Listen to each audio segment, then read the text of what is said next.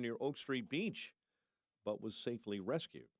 Trials set to begin today for the longtime chief of staff of former Illinois House Speaker Michael Madigan. Led to the Madigan indictment last year in a racketeering case. Police are investigating after 2 were killed in a domestic-related incident in Arlington Heights. Officers were called out Saturday night after a man claimed he killed his wife, dog, and was going to kill himself inside a home on West Campbell. Officers found the woman unresponsive, the dog dead, and the man unresponsive but breathing with a handgun. The woman was pronounced dead at the scene. The man died later at a nearby hospital. They have been identified as Cynthia Armstrong and Ronald Armstrong. One man hospitalized after first shooting at Chicago police. Then he was hit by return fire. CPD Interim Superintendent Fred Waller says the gunfire broke out Saturday night when officers were conducting a narcotics stop in the 2400 block of East 72nd. Subject of this investigation then fled, and after a short foot chase, he turned and fired at the officers. The officers returned fire and struck him in the left flank. The narcotics suspect was taken to the hospital. The incident remains under investigation. Robbery suspect is due in bond court today after being arrested and charged in connection with Friday's armed robbery of the Dior store in Chicago's Gold Coast. Anthony Bowens was arrested in connection with that robbery. Cubs down the Braves 6-4. White Sox beat the Guardians 5-3. The news service of the AM 560 mobile app. Download the AM 560 mobile app or text the word app to 64636. And a check of traffic and weather is on the way next on AM 560. Dennis Prager says we're no better. If a right-wing government had done this to the left-wing leader of the opposition in a South American country, we would have said, of course, what do you expect? It's a banana republic. That's what, like so many of the other governments have been in the Western.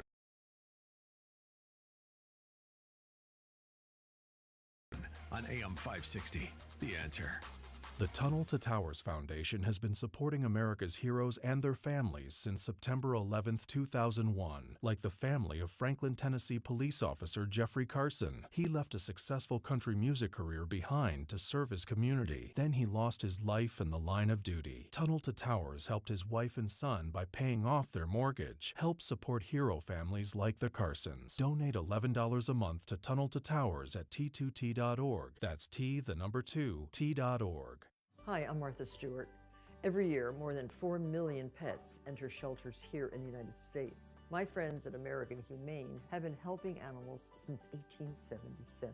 The goal is to ensure that pets have a safe shelter, especially during natural disasters. Adopting a shelter pet allows shelters to help more animals awaiting care. Please consider adopting today and take some time to learn more about American Humane's other work at americanhumane.org. Let's face it, talking about life insurance is never easy. But after we watched a close friend lose her husband with no insurance...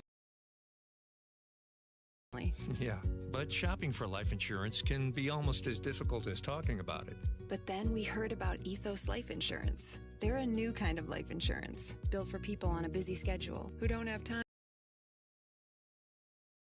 for hidden fees. You know, who want to keep it simple. I couldn't believe how easy it was. What it would cost and what sort of policy made sense for us. I never imagined a life insurance could be so affordable. And accessible.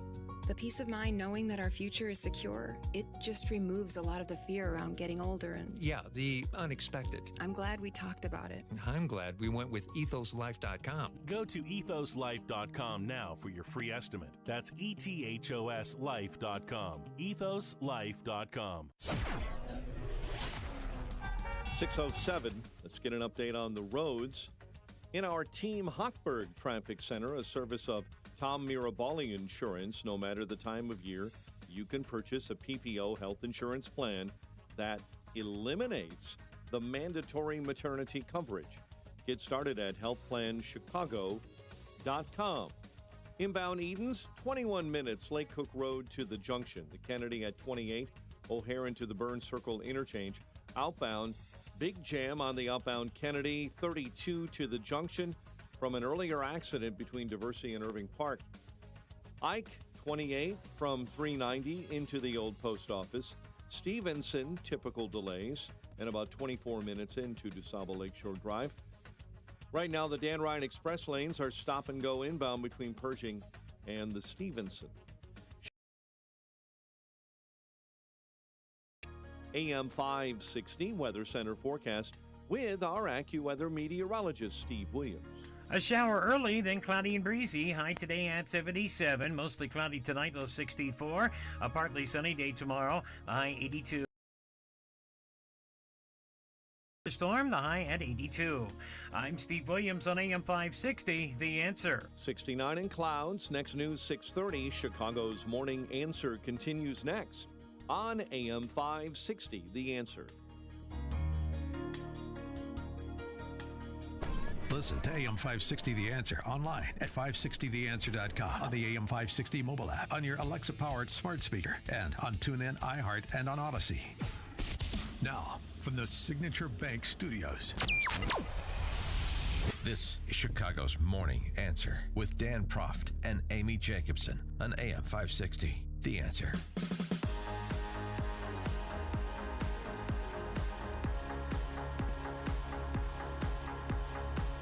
Top of the morning, Dan and Amy. Have you had time to view Tucker Carlson's full interview with Devon Archer? He released the second installment on Friday, and that was the hour-long segment. A lot there, including spending the first third of the interview really getting the whole backstory, Devon Archer's whole backstory. You know, middle-class kid from Long Island and got into Yale and through lacrosse, and went on to at least what started out as a pretty conventional professional path in finance. And that changed when he got involved with Hunter Biden, his choice, and got involved with the Ukrainian oligarchs in most notably Zlochevsky, who's the head of Burisma, also his choice. One of the interesting aspects of the conversation between the two was what Devon Archer, who clearly is a sophisticated financial professional. Why he was brought in, Yeah, yes. he knows what he's doing. Mm-hmm. I don't know if anybody else in this orbit did, but he knows what he's doing when it comes to banking, setting up a private equity concern, which he did. That was Rosemont Seneca. As a Burisma board member, he was making $83,000 a month. He was there a short time, but he also had real interest in the business from a private equity perspective.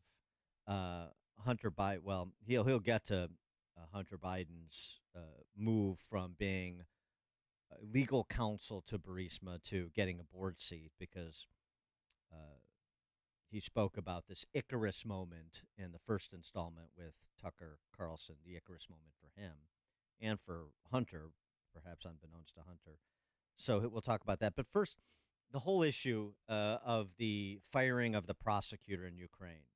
And, of course, Joe Biden's famous interview with Council on Foreign Relations, where he basically says, I got $1 billion here. You have till the end of the day. If I get on that plane and that prosecutor's been fired, then you're not getting the money from IMF. And then the prosecutor gets fired. And now that's looked at very differently today for obvious reasons. Well, what the board was told about Shokin, he's the prosecutor in question that was investigating Burisma, that had seized some of the assets of Burisma principals. Okay. So listen to what Archer says about the narrative that was. Joe Biden knew that his son was on the board of this company that was being hassled by the prosecutor whose firing he was calling for. Right. Yeah. Yeah. That's a big And this took place 3 years after he sent you a letter saying, thanks for all the work you're doing with Hunter. So, clearly he would know this would benefit the family Right. I don't want to get it, but the narrative was that Shokin was already taken care of. That was the popular narrative. That's the only thing that he was already on his way out. To the board. Okay, so you were told when Shokin got fired that it had nothing to do with it. No, we were told that was bad and we don't want a new prosecutor. Shokin was taken care of. So it's this is not like, checkers. This is multiple dimensions here. So a popular. This is like Connect 4. Yeah, no, exactly. It's like, no, I think in this particular case, it's pretty high stakes and pretty sophisticated. So the narrative that I was told was that. That's just, I've said it under oath and I'll say it again. That was the narrative. That was the narrative. So it's interesting because I hadn't quite heard it that way before. So the idea of Victor Shokin, they want to get rid of him. No. He was gotten rid of, but so it doesn't look like it was a quid pro quo. They say, oh, that's bad news because we had taken care of Shokin. In other words, we had gotten to him and he's going to lay off. And now he's gone and we don't know who the prosecutor is going to be. And now we have to start all over. That's the implication. That's the story he was told. In retrospect, he's not buying it anymore. But you see the sort of the layers to this and the way the communications actually happen as opposed to how we're supposed to believe they happen. Like if somebody doesn't say, Mr. Vice President, I am handing you this money as a bribe. Thank you, Mr. Ukrainian oligarch. I am accepting this money as a bribe. If the people say, oh, there's nothing to see here because we don't have that moment. Those moments don't exist. That's not how this works. And that's what Archer essentially communicates over and over again. Right. I would assume it in a general sense of travel and that kind of thing. But on, like I've told a lot of people in the past, there was not business content conversations. It was the idea of signals and influence. The prize is enough in speaking or hearing or knowing that you have that proximity to power. No one is so unsophisticated that's been in politics for 50 years that Hunter is going to talk about, the last quarter's, how many billion cubic meters of gas we pumped out of the ground. So it's just, I think a lot of the narrative gets caught up on, over speculation of these conspiracy theories that are just not true. I think that's not the way it actually works. It just doesn't work like that. Sitting in a meal at Lake Como with your new Ukrainian friends. That would be that's. I think that's enough. It's just how the world works. That's how the world works when you're peddling influence. 312-642-5600. Turnkey.pro answer lines. Hunter, he says this as well, that Hunter talked to the big guy every day. Has already stipulated to. So, right, you talk every day, but never about business and what your son is doing. That's just a bold-faced lie. Yeah, I mean, it strains the bounds of credulity for any father-son. Right. And particularly if you know your son is involved in dealings with foreign enterprises and you're the sitting vice president of the United States. It's absurd. And you travel with him to Ukraine, and with him, you take him a few times with you to China, too. Of Right. course he knew what his son was in. Also, his son was going through a horrible addiction problem at the time, too. So he had to have known what his son was doing. Well, that came a little bit later, but yeah, that's part of it. Certainly that unfolded. Yeah, you got to keep tabs on him.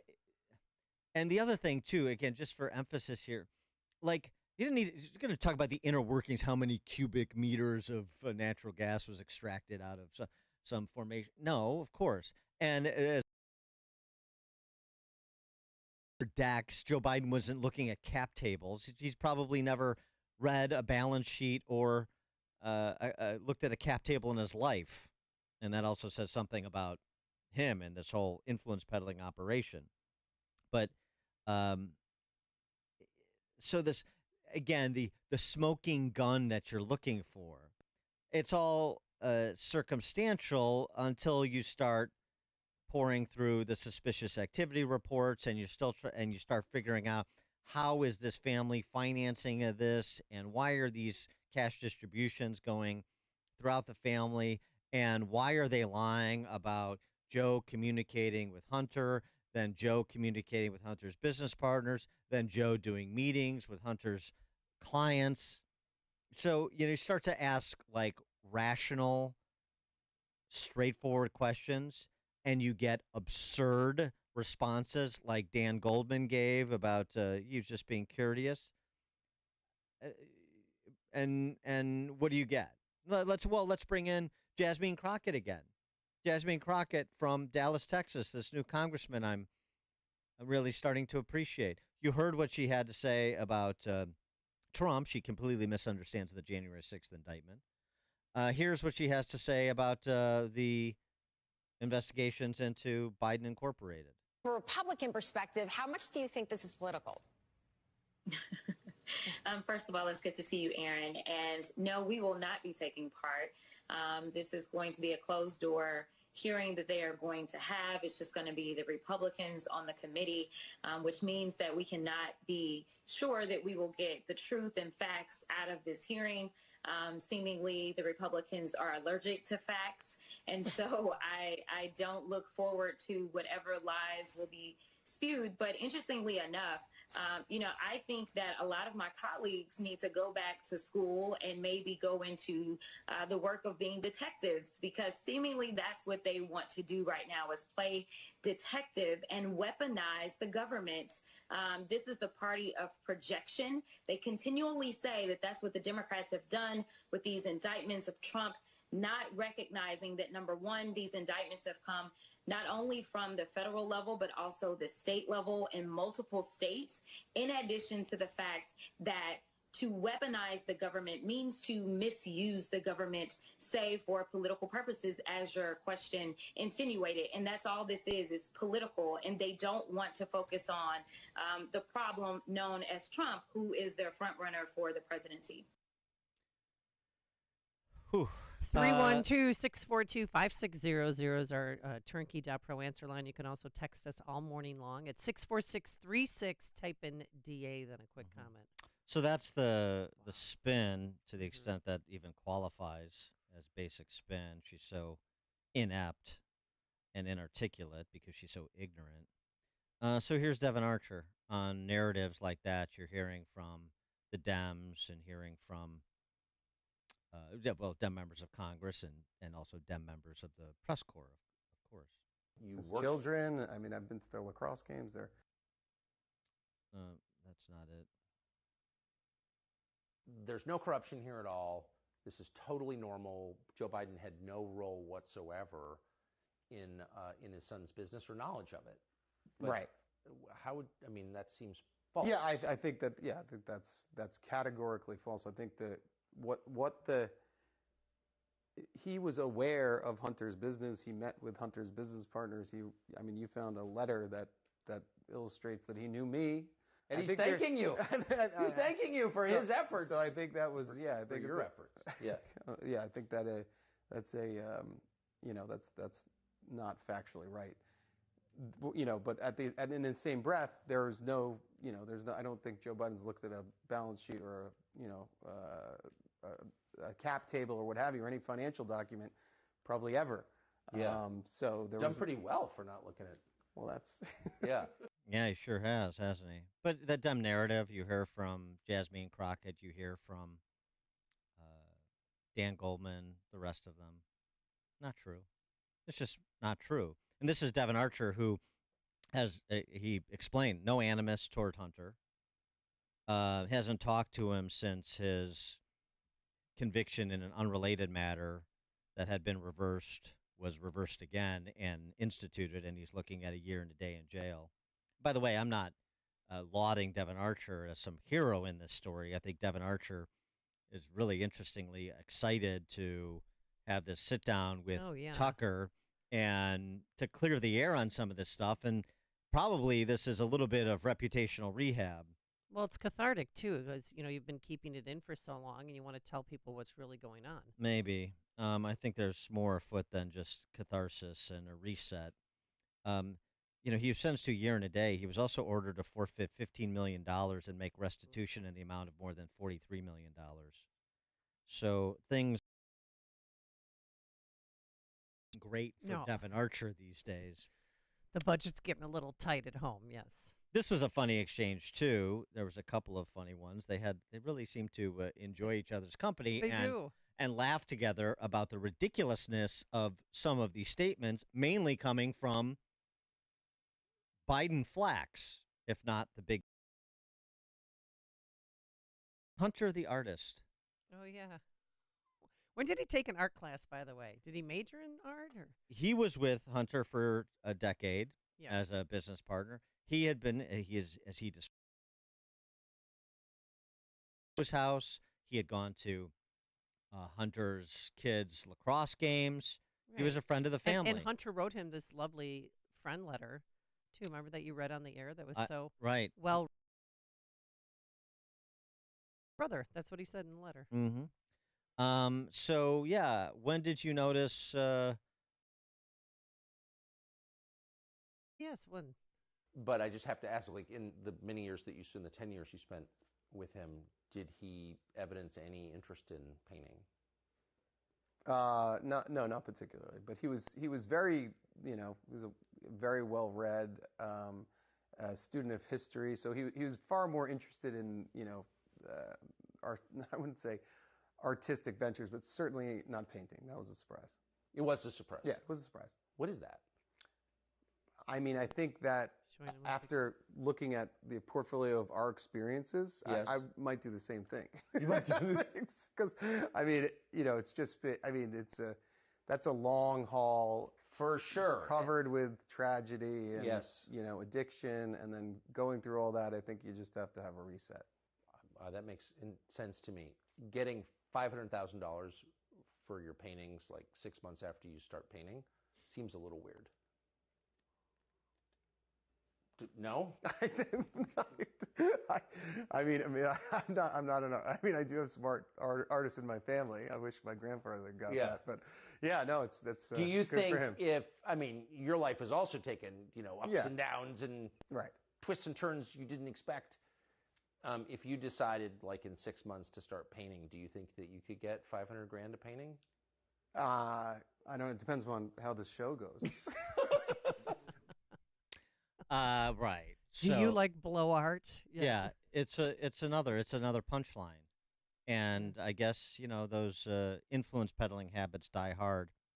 In addition to Devin Archer, our friend Peter Schweitzer, author of Clinton Cash as well as Secret Empires, where he detailed some of the Biden Inc. operation that led actually. Here's what he had to say about Devin Archer's testimony. Peter Schweitzer. He was on Bartiromo yesterday. I think that Devin Archer concern going in. Keep in mind that his lawyer was a lawyer from 2009 to 2014. That firm has a long association with the Bidens and the Democratic Party, but it did not dissuade his testimony. And I thought Devin Archer, because having studied this since 2016, he is really the guy with the business acumen of all the people that are sort of revolving around Hunter Biden with these various entities that were set up. Devin Archer was the adult in the room in terms of how this business should be structured, and he confirmed everything that everybody assumed the worst of, which is that Joe Biden was the product. And speaking of the product the firm was selling, you heard from the business guy, but Peter Schweitzer directs our attention to the money guy, who we'll hear from next. There's another individual involved with Hunter Biden named Eric Schwerin. If Devin Archer was the sort of business guy, the deal guy, and how you structure this, Eric Schwerin was the money guy. He's the guy that moved money around, and based on the Hunter Biden laptop, Schwerin had access not only to Hunter Biden's accounts, but also Joe Biden's accounts. So when he testifies before the committee, it's going to be interesting to see what he says and what pressure he might be under from this administration. Yeah, we get to the guy who are apparently not allowed to ask questions, according to Jasmine Crockett.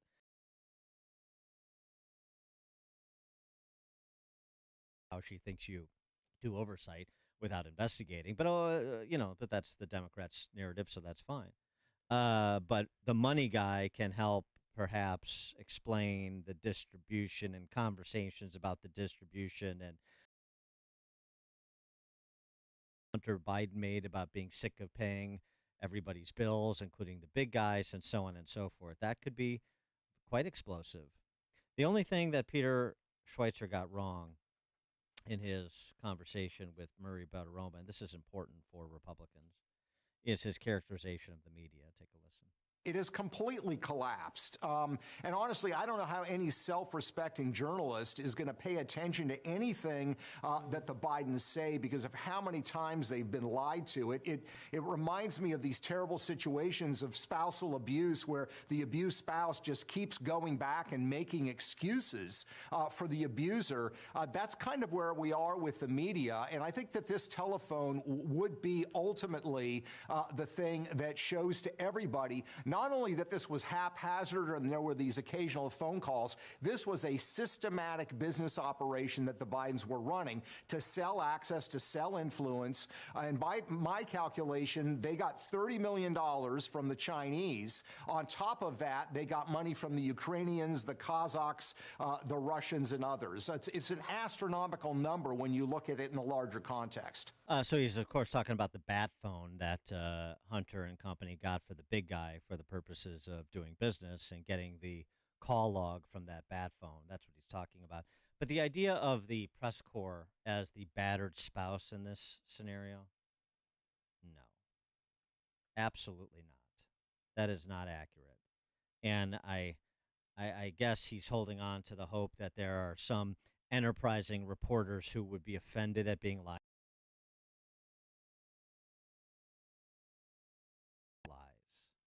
You want to talk about co-conspirators?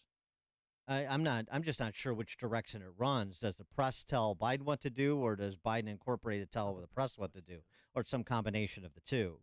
But they are in league with one another. There's no question, because he is their liege for the purposes of right now.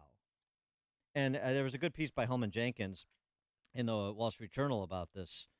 In part, the worst institutional failure of the last 7 years, is the press handling of the collusion hoax.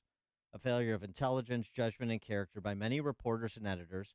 The failure has continued in matters related to Hunter's laptop and Biden family influence peddling. It's not a failure when it's a design. It's success. It's success we got Trump out of office. It's success we have Biden in office, and we're propping him up until and unless it's time to sideline him and move to the next guy.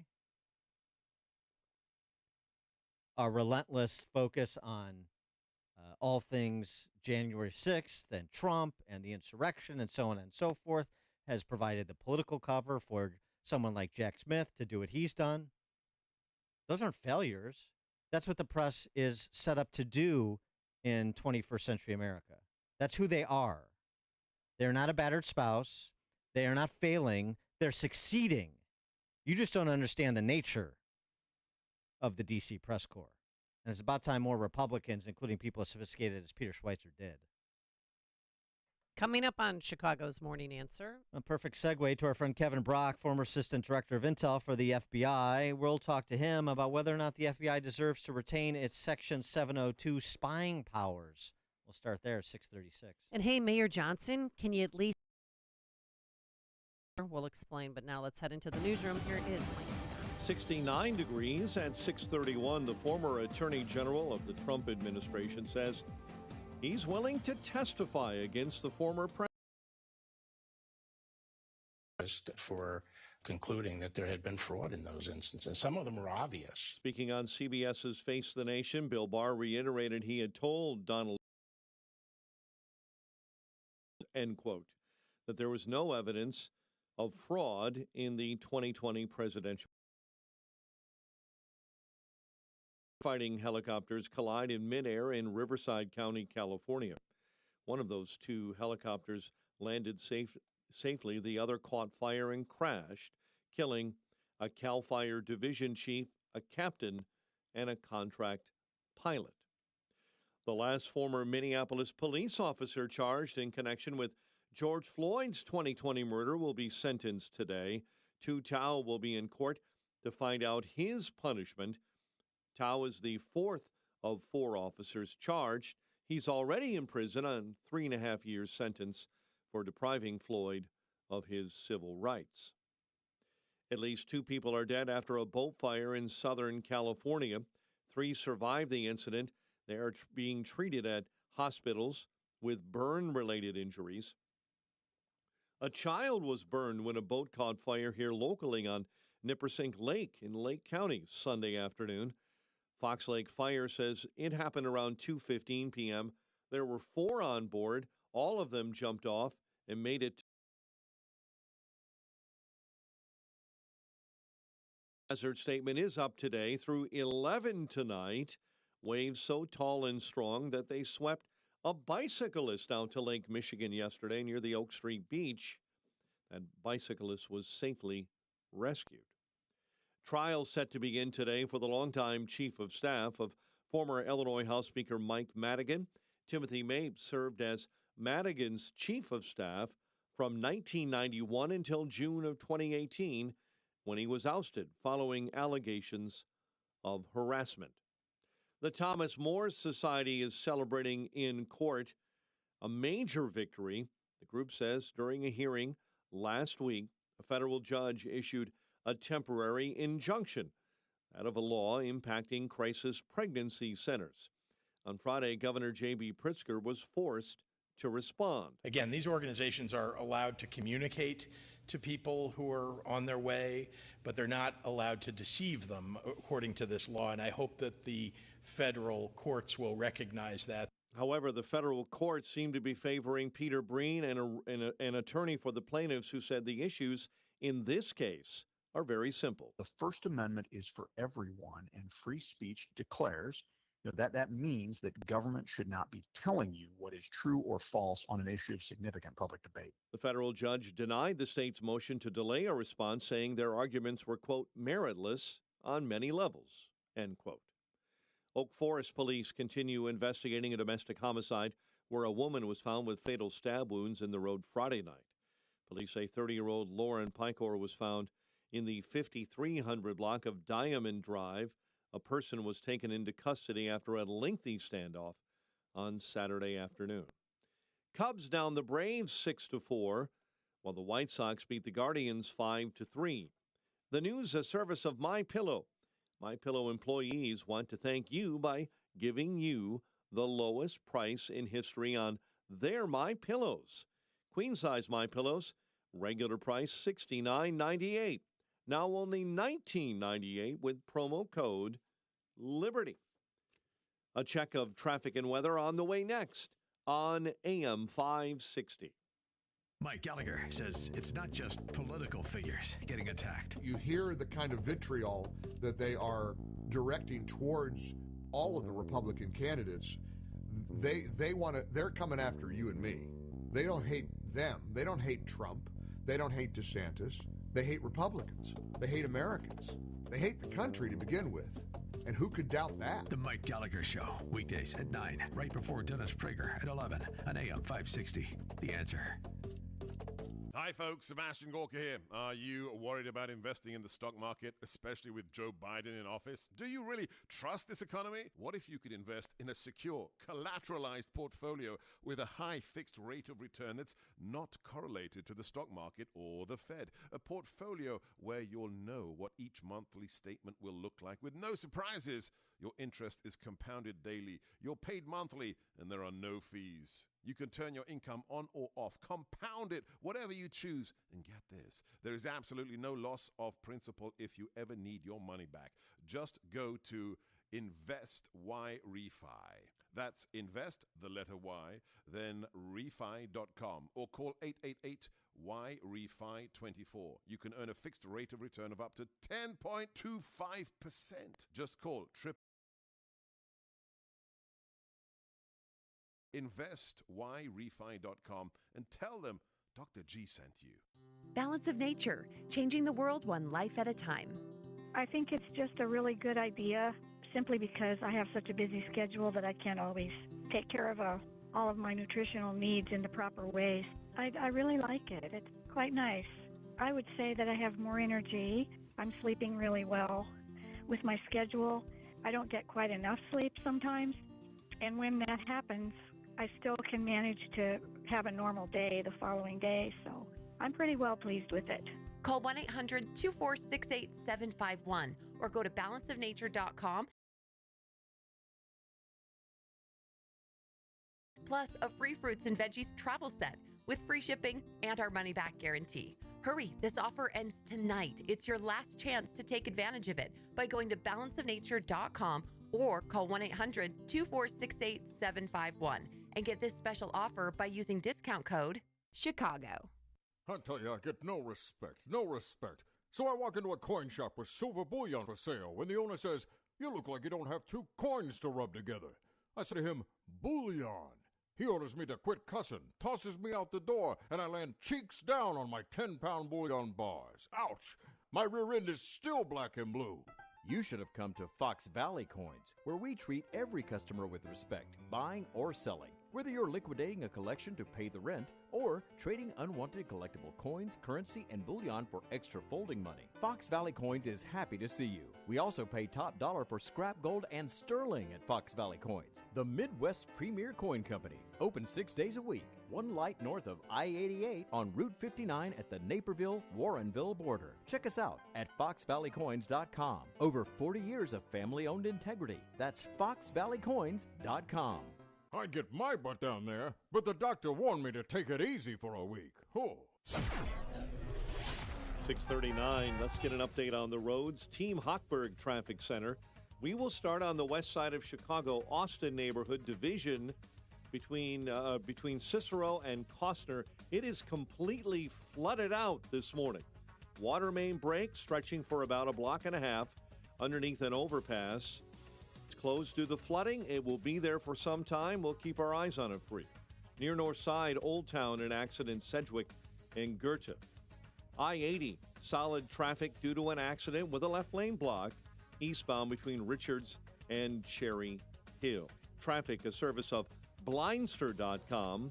Since 2010, Blindster has sold millions of custom blind shades and shutters, 20,000 five-star reviews, and an A-plus rating from the BBB. Custom blinds at low prices, free shipping, Blindster.com.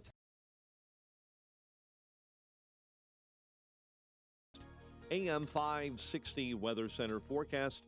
Morning showers might persist through the day. Otherwise, cloudy and breezy. High 77. Cloudy again overnight. Low 64. Sunshine and clouds tomorrow. High near 82. 69 at O'Hare. 69 Lakefront. Lake Michigan water temp at 72. Your next news update is at 7. Chicago's Morning Answer continues next on AM 560, The Answer. Listen to AM 560 The Answer online at 560theanswer.com, on the AM 560 mobile app, on your Alexa-powered smart speaker, and on TuneIn, iHeart, and on Odyssey. Now, from the Signature Bank Studios, this is Chicago's Morning Answer with Dan Proft and Amy Jacobson. America First with Sebastian Gorka today at 3, right before Sean Thompson at 4 on AM 560. The Answer. Top of the morning, Dan and Amy. I mentioned Holman Jenkins' column in the Journal on the Department of Justice. He presents some useful rhetorical questions to categorize what's happening here with Trump and Biden. You're a career employee in Joe Biden's Justice Department, serving as U.S. Attorney for his home state, a job you wouldn't have if not sponsored by the state's Democratic senators, both lifelong Joe allies. That's an important point that's lost in all this Trump-appointed U.S. Attorney in Delaware. You only get backed for U.S. Attorney at the state level for these dum-dums who don't know by getting the backing of the senators in that state. And, of course, the senators in Delaware are Democrats right, and Biden allies. So Trump got the best prosecutor he could get with the backing of the 2 Dem senators and Joe Allies. Who are you going to get? Trump appointed, blah, blah, blah. Nonsense. But anyway, you're a career employee in Joe Biden's Justice Department, serving as U.S. Attorney for his home state. Job you wouldn't have if not sponsored by the state's 2 Democrat senators, both lifelong Biden allies. Are you going to throw the book at his son Hunter?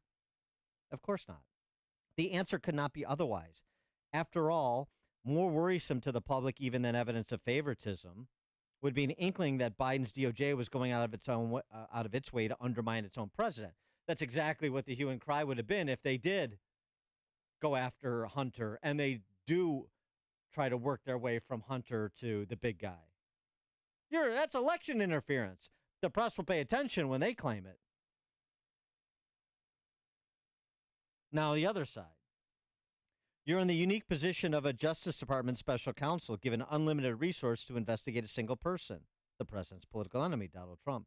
Do you play conservatively despite knowing that any indictment today would be more politically useful to your president than a conviction after the election? Of course not. Of course not. And that's politics trumping the rule of law. And it seems to be systemic at FBI and DOJ. Doesn't it? Another development that has some tangential relevance is this overturning of a conviction of a KPMG auditor and accounting regulator, a case that was brought by the Southern District of New York. The case involved auditors abetted by regulators cheating on inspection exams. Yeah, it's dishonest, but it wasn't a crime. See, not everything that is an example of dishonesty is a federal crime. This seems to be lost in the minds of some who just want the law to be used to persecute whoever they don't like. And unfortunately, some of those people are in the FBI and the Department of Justice. They're not just yahoos on Twitter. Elena Kagan writing for the court. Elena Kagan. The evidence the jury heard no doubt shows wrongdoing, deception, corruption, abuse of power, but the federal fraud statutes at issue do not criminalize all such conduct. Just because you're wrong or just because you operated in bad faith, it does not necessarily mean you committed a federal crime. What a revolutionary concept. And how many examples do we need to have before it penetrates the gray matter of some? You've had overturned convictions for Cuomo's cronies. You've had overturned convictions for Chris Christie's cronies, the whole traffic jam, the conspiracy to jam up traffic case back when he was governor. You've had overturning of the convictions of Bob McDonnell, the former Virginia governor, by the way, a case brought by Jack Smith. And also, in the court's landmark Skilling decision, prosecutions under vague honest services fraud claims were to be limited. But as the Journal opines, prosecutors keep inventing new theories to criminalize dishonest acts and keep losing cases on appeal. They just can't help themselves to stretch criminal laws to try to jail people they find objectionable. And that's not the standard. I don't like you is not a legal standard. And here we are with the FBI saying you got to re-up Section 702 of the FISA Act to give us powers to spy on foreign threats to America. The same power they abused in 204,000 searches of American names within the FISA, with the foreign surveillance data collected by the FBI. I mean, in the immortal words of Joe Biden, come on, man. Kevin Brock, former Assistant Director of Intelligence for the FBI and former Principal Deputy Director of the National Counterterrorism Center, joins us now. Kevin, thank you as always. Thank you, Dan. Good morning, Amy. Morning. Good morning. I know you're just a glutton for punishment coming on this show. I know you must feel it. Sorry. It's all right. He can handle it. I thought we were going to talk about the U.S. women's soccer team. Well, we could talk about that would too. do that, Yeah. The kick that wasn't. No, Amy's very happy for the Swedish national team because she's Swedish. Because I'm Swedish and they're hot. And she's a traitor. No, I'm kidding. No, I'm an American first, but if any team's going to beat them, let it be the Swedes. Yeah, yeah. All right, enough soccer talk. There you go. All right, so what about that? What is Section 702? Chris Wray testified. We need to re-up that. It's a really important tool for us protecting America. And there's a lot of Republicans, House and Senate Republicans, that are resistant because Christopher Wray is the one asking for it, because Christopher Wray's stewardship of the FBI, some of the things I just mentioned. Where do you come down on that? Is that, I know it's your old agency, but is that the sort of reckoning maybe the FBI needs to have Section 702 not re-upped? I think it would be a mistake not to re-up, and I'll tell you why. Christopher Wray is not a good explainer. Every time he goes before Congress, we're frustrated because he'll hide behind no comments or it's an ongoing investigation statements, which as executives in the FBI, we were all trained how to explain, how to get around that and provide more fulsome explanations behind things. And it's like he never trained in that regard. 702, most Americans have no clue what we're talking about. It's a very short section within the Patriot Act that basically says, hey, in order to prevent another 9/11, we want to make sure that any bad guy, any known or suspected terrorist out there in foreign lands who's been in touch with an American phone number is looked at least looked at. And before that, there was restrictions on sharing that kind of intelligence between the NSA and the FBI. Make perfect logical sense in the days after 9/11. Everybody said, yeah, absolutely, it was bipartisan. Let's go. Yeah, we want to make sure we at least do that. Now, over the years, that database of contacts has grown and grown and grown. Not just numbers, but as I understand it, captured communications. And the controversy is, can law enforcement look at those numbers or even the content of those calls without a warrant? And so if the answer is properly no, they should not be able to, then those reforms of the reform of 702 should be put in place and the FBI made to follow it. It's murky as to what the abuses were exactly. Was it just checking a database of numbers? Was it checking names? Was it checking content of conversations?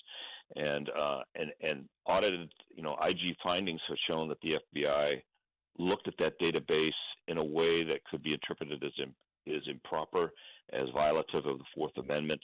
And so steps have been taken, according to Wray, to get back in line and make sure that there's tighter restrictions on those inquiries. If that's the case, if they found these violations, they've taken steps to remediate them. Maybe some letters of censure were put out for people who accessed it improperly because they were nosy about a neighbor or an ex-girlfriend. Great. Then we know they're taking these steps. But it's probably not sufficient reason, in my view, to do away with the whole program. It was shown its value. Well, they were looking reportedly at names of January 6th protesters, donors to a particular Republican congressional campaign. So it's not just ex-girlfriends. It's abusive. It has the stench of targeting, which is nothing new to this FBI. That's correct, particularly in today's environment when there's high suspicions that the FBI is acting more in favor of one political party over another. Thank you, James Comey. So, yeah, absolutely. If these things are found, they need to be assurances need to be made to Congress that it's been recognized, fixed, and won't happen again. We'll see. But doesn't Section 702 authorize the targeted collection of foreign intelligence information from non-U.S. persons located abroad? Amy, there's a different standard for non-U.S. persons. You're exactly right, because they are not afforded Fourth Amendment protections. And so there's a little more leeway as to what the government can do as far as intrusiveness and looking at these people. And most Americans would agree we would want an intelligence collection capability that's looking at foreigners who are a threat to this country. Why is the FBI in that business in the first place? I mean, the Wall Street Journal takes the same position that you do and says, rather than stripping the FBI of this authority, better to expand the penalties for agents who abuse the authority. But expanding penalties for agents, that doesn't do anything. I mean, Kevin Kleinsmith can doctor a material piece of evidence used in a FISA warrant, and he gets a slap on the wrist. So what do penalties mean in this environment with this Department of Justice? So maybe the FBI should just be out of this business altogether. I mean, how many redundant agencies do we need engaged in the same law enforcement activities? Well, you bring up two main points. Number one, the fact that when bad things are uncovered, nobody gets in trouble.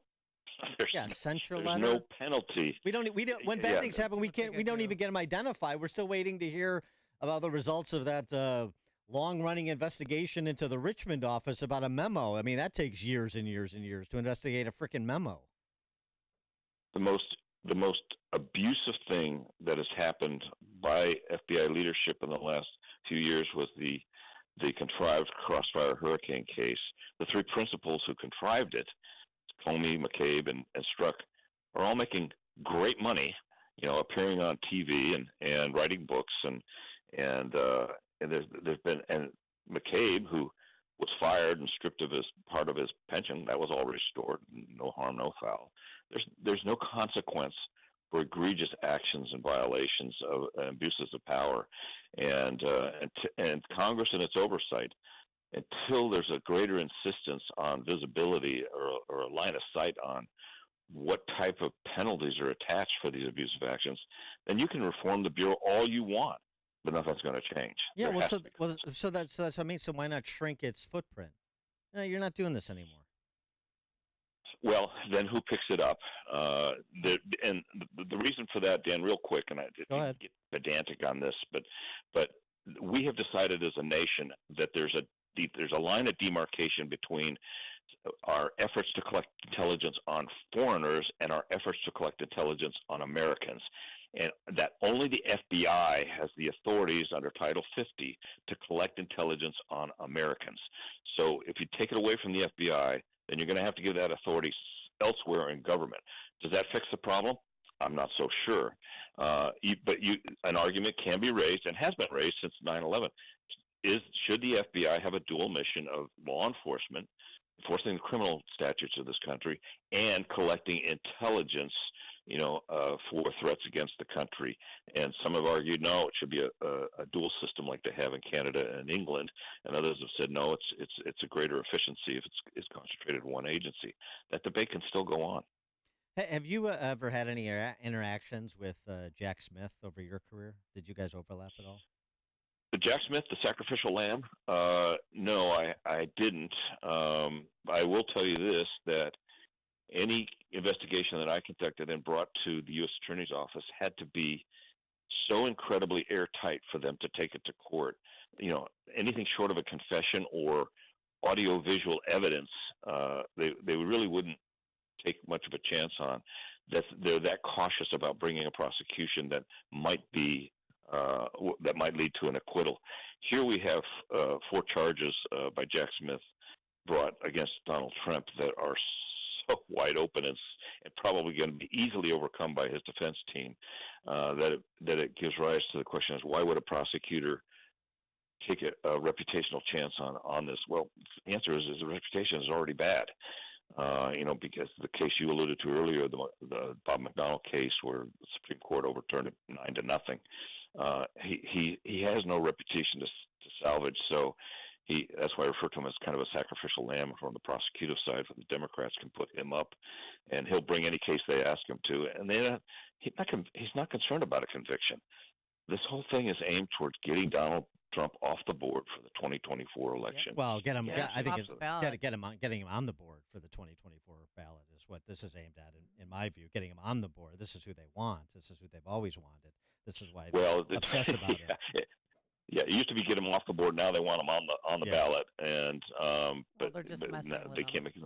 Well, regardless, they're making his life hell. Well, and Kevin, I don't know. He seems to be somewhat enjoying it. Kevin Brock. Kevin on Jack Smith. The other thing. I mean, why not throw in with the Democrats? I mean, after all this, regardless, as you say, of outcome, I get to hang a shingle. My name is going to be of counsel at a big firm. I'm going to make all kinds of money.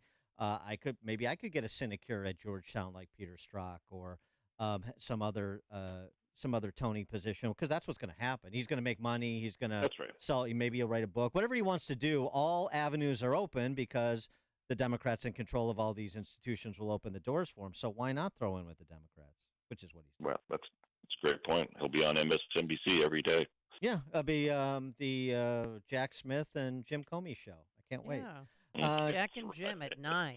Yeah, Jack and 9 Jim. p.m. Central. I love it. I'll do it. There you go. Kevin Yeah. Brock, former Assistant Director of Intel for the FBI, former Principal Deputy Director of the National Counterterrorism Center as well. Kevin, thank you as always. My pleasure. Good morning. Thank you. And he joined us on our turnkey.pro answer line. Hear about the big stories of the day, then talk about them right here on Chicago's Morning Answer on AM 560. The Answer. A few days ago, I was fortunate to attend Family Day on the USS Bush, which had just returned from my 9-month deployment. My son's squadron had deployed with the Bush, one of many fleets, divisions, and groups sent around the world to project American power and defend American interests. While there are many positions surrounding the use of American forces, what is indisputable is that our military strength is the result of our innovators, skilled labor, manufacturers, and of course, our American fighting men and women. Walking that ship, it is hard to imagine how it all came together. A floating city of over 5,000 with all the infrastructure of a portable airport, weapon systems, power generation, communications, maintenance, an aircraft hangar, barracks, food, laundry, and even a barbershop, working 24/7 every day of the year. You want to be impressed with America? Take a tour if you get the chance. I'm Jeannie Ives. Good public policy begins by being informed. Sign up for our newsletter at breakthrough-ideas.com. One of the most important decisions you can make as a parent is where you send your kids to school. But these days, it's never been harder to know which school is best. Public schools have changed a lot, and you might be thinking about sending your child to a private Christian school. But you also know that private school can be expensive, and in this economy, you might think it's not an option. Well, think again. With HalfPriceSchools.com, you can purchase tuition vouchers for half the price of normal tuition for private schools. For nearly 10 years, HalfPriceSchools.com has helped families from all over Chicagoland make the dream of private school a reality. And that can be the reality for you and your child, too. Just go to HalfPriceSchools.com, search for a private Christian school near you, and purchase a voucher. It's that easy. Visit HalfPriceSchools.com. That's HalfPriceSchools.com. News, opinion, insight. This is AM 560, The Answer. WIND Chicago. Streaming at 560theanswer.com. On the AM 560 mobile app. Tune in, iHeart, and on Odyssey. He has to respond to a judge. He wants off his case. I'm Dave Anthony, Fox News. Former President Trump has 9 hours left to explain a Truth Social post he made on Friday that prosecutors say was a threat. It's the post where he said, "If you go after me, I'm coming after you." So now the prosecutors want a protective order against the Trump team, which is not a gag order, but it would prevent him from posting about judges and witnesses and lawyers and evidence the government is sharing with the defense in this case. Fox's Peter Doocy, the former president, wants this judge removed and the trial moved out of Washington. Posting again on social media, there's no way he can get a fair trial with this judge in what he calls a ridiculous freedom of speech fair elections case. A fourth Trump indictment may be looming in Georgia, also related to the 2020 election. Barricades in place outside a courthouse. Trump lawyer Alina Habba tells Fox Sunday Morning Futures. If you look at the barricades, the fact that she's got her PR team doing fresh pictures for her, it's a good indicator that Fani wants her moment. Speaking about Fulton County District Attorney Fani Willis, and when asked about the case, Willis told Fox 5 in Atlanta simply, quote, "We're ready." Fox's Alexandria Hoff. It is sentencing day for Tu Tao, another ex-Minneapolis police officer convicted in George Floyd's murder on aiding and abetting charges. He was the man killed while being forcibly restrained by police in May of 2020, sparking months of protesting. Tao is being sentenced on state-level crimes, but he's already spent more than 3 years in federal prison for depriving Floyd of his civil rights. Fox's Eben Brown. Three people killed when a charter bus crashed on a highway near Harrisburg, Pennsylvania just before midnight. Dozens of other passengers injured. 2 wildfire fighting helicopters collided in midair in Riverside County, California. One landed, the other crashed, killing 3. A CAL FIRE chief, a captain, and a pilot. America's listening to Fox News. 69 degrees. It is 7:02 on AM 560. The Answer. Good morning. I'm Mike Scott. A child burned when a boat caught fire on Nippersink Lake in Lake County Sunday afternoon. It happened around 2:15 p.m. according to Fox Lake Fire Protection. 4 on board in total. Again, 3 jumped off and made it to shore. That child was burned. A beach hazard statement is up today through 11 tonight. Waves so tall and strong that police say over the weekend a man was swept into Lake Michigan near Oak Street Beach on a bike. He was safely rescued. Trial is set to begin today for the longtime chief of staff of former Illinois House Speaker Michael Madigan. Timothy Mapes is charged with lying to a grand jury in the federal probe that led to Madigan's indictment last year in a racketeering case. An 8-year-old girl is dead, shot over the weekend in the Portage Park neighborhood. Community activist Andrew Holmes says the father of Sarabi Medina tried to stop the man who shot his daughter Saturday night. The suspect was taken to the hospital in critical condition. He was arrested and charges are pending. One man is hospitalized after first shooting at Chicago police. CPD Interim Superintendent Fred Waller says the gunfire broke out Saturday night while officers were conducting a narcotics stop along East 72nd. Subject of this investigation then fled, and after a short foot chase, he turned and fired at the officers. The officers returned fire and struck him in the left flank. The narcotics suspect remains hospitalized in critical condition. Authorities are investigating a deadly shooting in Streator. A man was found shot Saturday night in a home in the 1700 block of North Bloomington. He later died. Another man at that home was arrested and charged. Cubs down Atlanta 6-4. White Sox beat the Guardians 5-3. The Bears not done yet, stacking up talent. Signing veteran tight end Mercedes Lewis to a one-year deal. The 39-year-old spent the last 5 seasons with the Packers. The news service of Fox Valley Coins. Currently buying all gold and silver bars, coins, silver dollars, rare date-proof, and mini sets. Visit foxvalleycoins.com. A check of traffic and weather is on the way next on AM 560. Charlie Kirk believes action should be taken. I don't like impeachments. I don't think it should be done lightly. With that being said, we know impeachments are largely theater. We know that it's just largely performative. We have absolutely no choice but to pursue impeachment of Joe Biden and his cartel of criminals around him. We shouldn't celebrate this. It is 100% necessary. The Charlie Kirk Show. Afternoons at 1, right before Sebastian Gorka at 3 on AM 560. The Answer. Do you know the number one complaint homeowners have about remodeling? How long it takes. Rick here from Forever Remodeling. Home remodels that were supposed to take weeks often stretch out to months or even up to a year. That's because many remodelers bite off more than they can chew. They take on too many jobs, they get spread too thin, and you end up frustrated, waiting an eternity for your project to get done.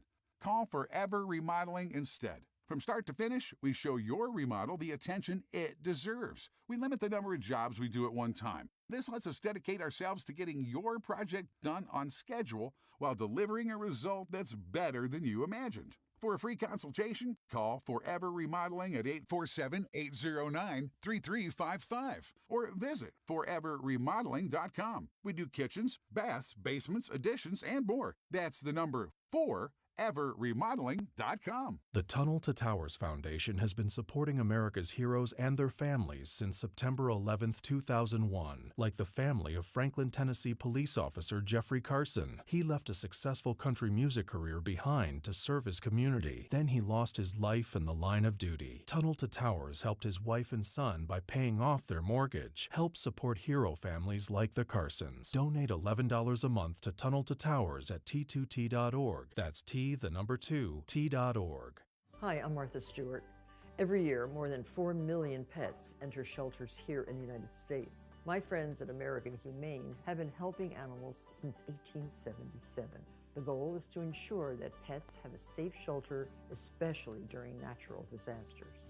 Adopting a shelter pet allows shelters to help more animals awaiting care. Please consider adopting today and take some time to learn more about American Humane's other work at americanhumane.org.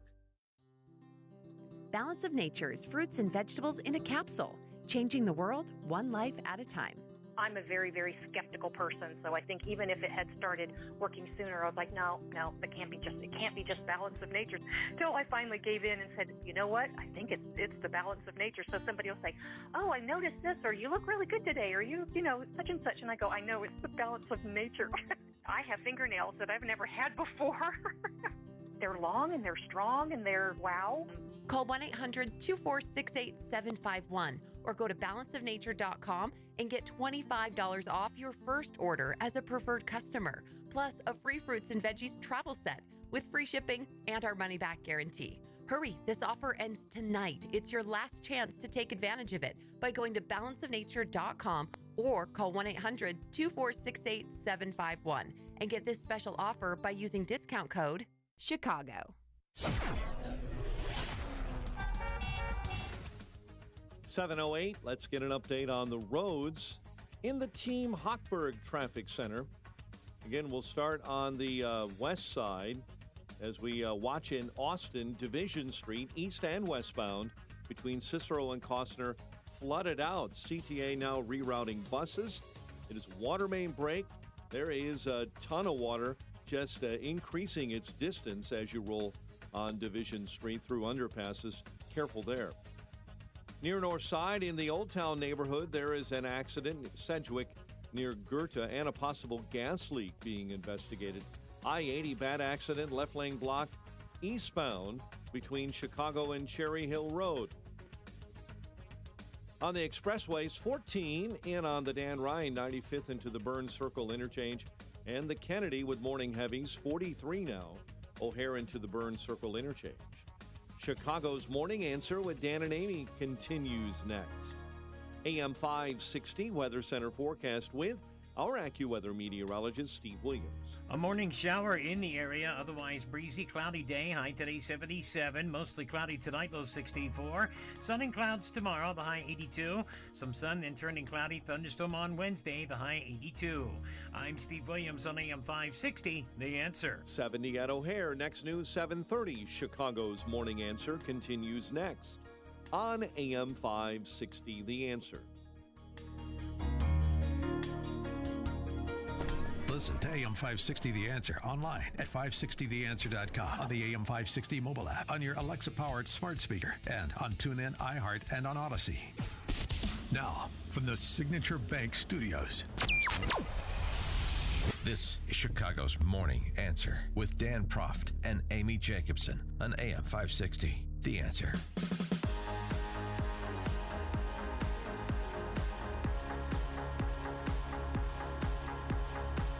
Top of the morning, Dan and Amy. As we were discussing part 2 of the Tucker Carlson interview of Devin Archer last hour, I did want to mention, I forgot to mention, did want to mention it. There were a couple of things I was disappointed he didn't get to, like what Devin Archer had to say about his fellow partner in Rosemont Seneca Partners, the private equity firm, Chris Hines, stepson of John Kerry. Now, I know the report is that Hines warned Archer about doing business with Burisma, concerned about appearances and so on and forth, both Archer and Hunter. And the story was Archer told Hines, we're going to do this individually. We're not going to do it as part of the firm. But I would like more color on that from Devin Archer, and then maybe that would solicit a response from Chris Hines and we'd get more information. So I wish you would have asked. And Gal Luff, too, just somebody else in the orbit there. You know, the whole Ukraine situation, since it was impeachment 1.0 topic, Trump impeachment 1.0 topic. Right, because he made a phone call asking about Biden's, businesses in Ukraine. Amos Hochstein, Obama administration energy official, warned Biden in 2015 that Russian-backed media using Hunter's presence on the Burisma board to undermine the U.S. anti-corruption message. George Kent, top diplomat in Kyiv, you remember him, he was the top witness for the prosecution in the Trump impeachment, said Ukrainians heard one message from us and then saw another set of behavior with the family association with a known corrupt figure whose company was known for not playing by the rules in the oil and gas sector. And don't forget, your climate czar now, John Y. the Long-Faced Kerry, was the Secretary of State at the time. So it'd just be interesting to get more information from Kerry, from Chris Hines, bring back all the stars from Trump impeachment 1.0 to provide updated color and context on the situation with Biden Incorporated in Ukraine over the last decade. Wouldn't that be interesting? Well, that's maybe what Jim Comer and the House Oversight Committee will do.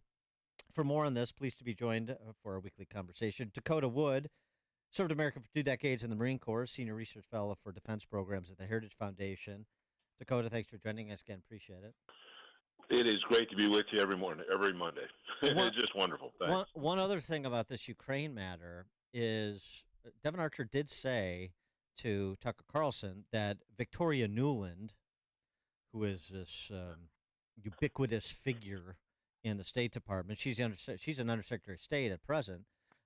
She was one of the targets of lobbying efforts by Burisma, that Burisma executives would lean on Hunter. This is where you got to make a phone call. We need these assertions that Burisma is engaged in corrupt activities expunged from reporting on Burisma.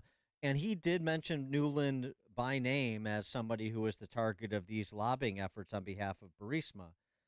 So there seems to be a lot of people that know a lot more than they've been compelled to disclose at this point.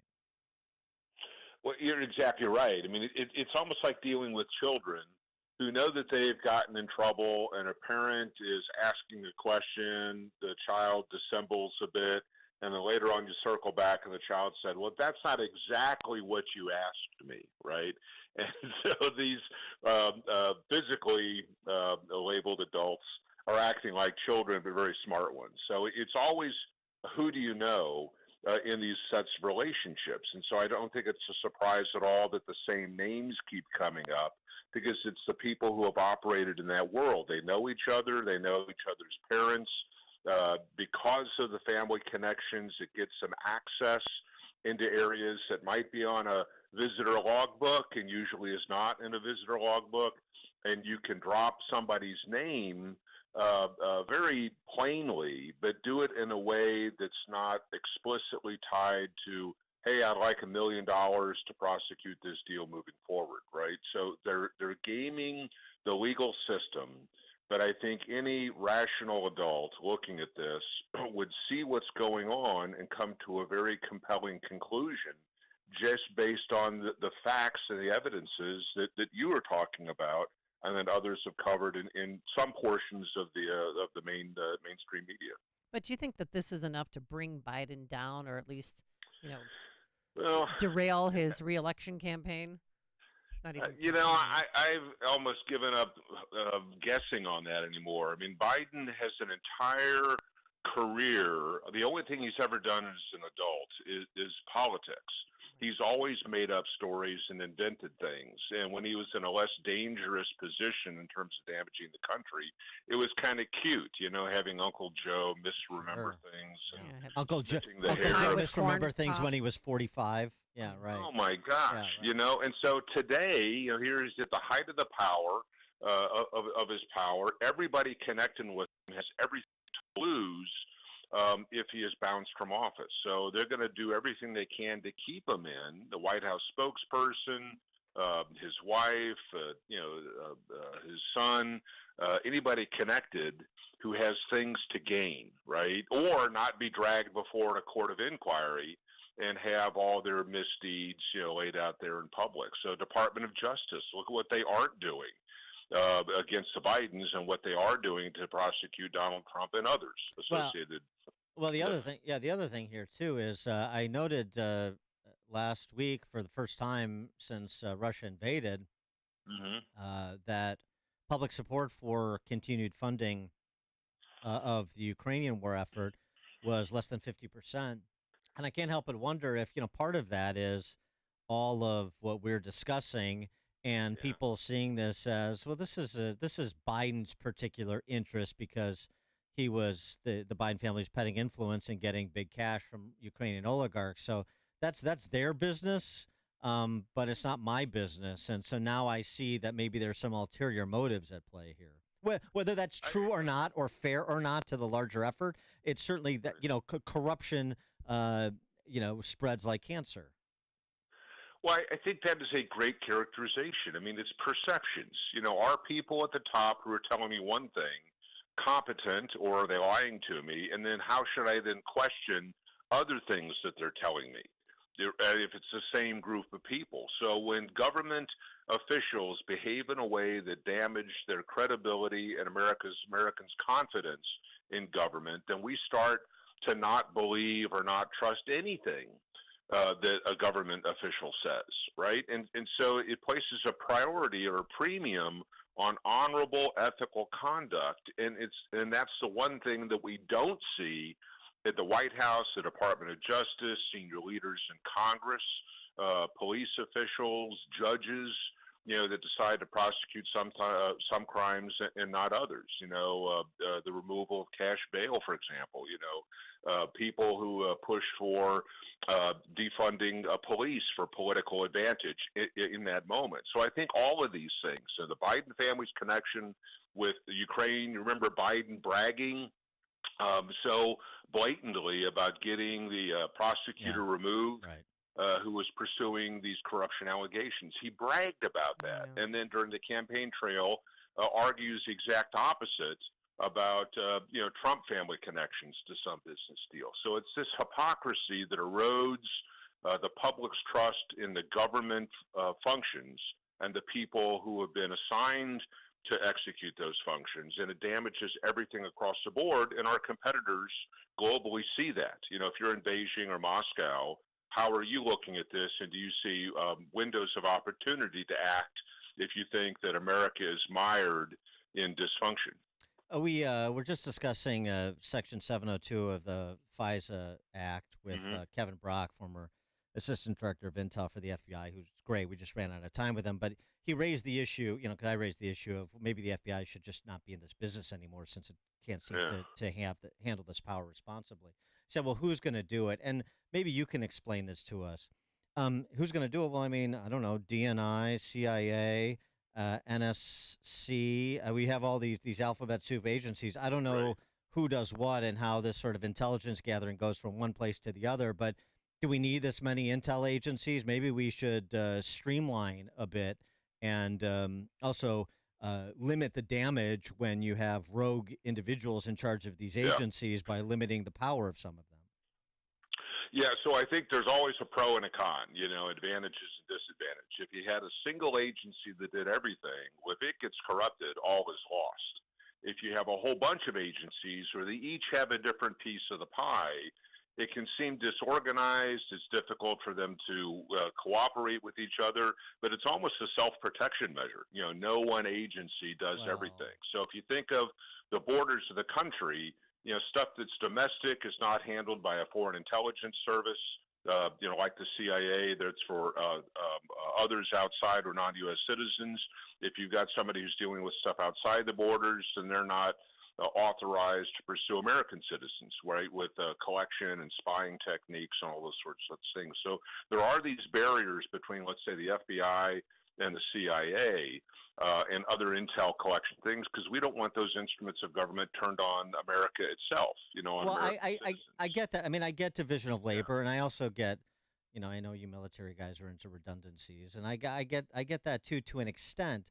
But I guess my point is, especially now, maybe stripping the FBI of its 702 powers, this spying on foreign nationals that had them looking up the names of January 6th protesters, maybe that sends a message to the alphabet soup of agencies that says, there actually are consequences if we don't stay within the confines of the law. Well, and I agree with you on that. I mean, if I had a financial counselor and I trusted that individual just completely, I would give them access to, paying bills for me and moving money around and that kind of stuff. But then when there's a hint of corruption in there, I'm going to shut down all access, even if it means I've lost some of the skills that a financial advisor would give me, right? So you can make the argument that the FBI having those powers that it does allows it to find problems that would otherwise go undetected. But if they abuse those powers, I think I'm willing to risk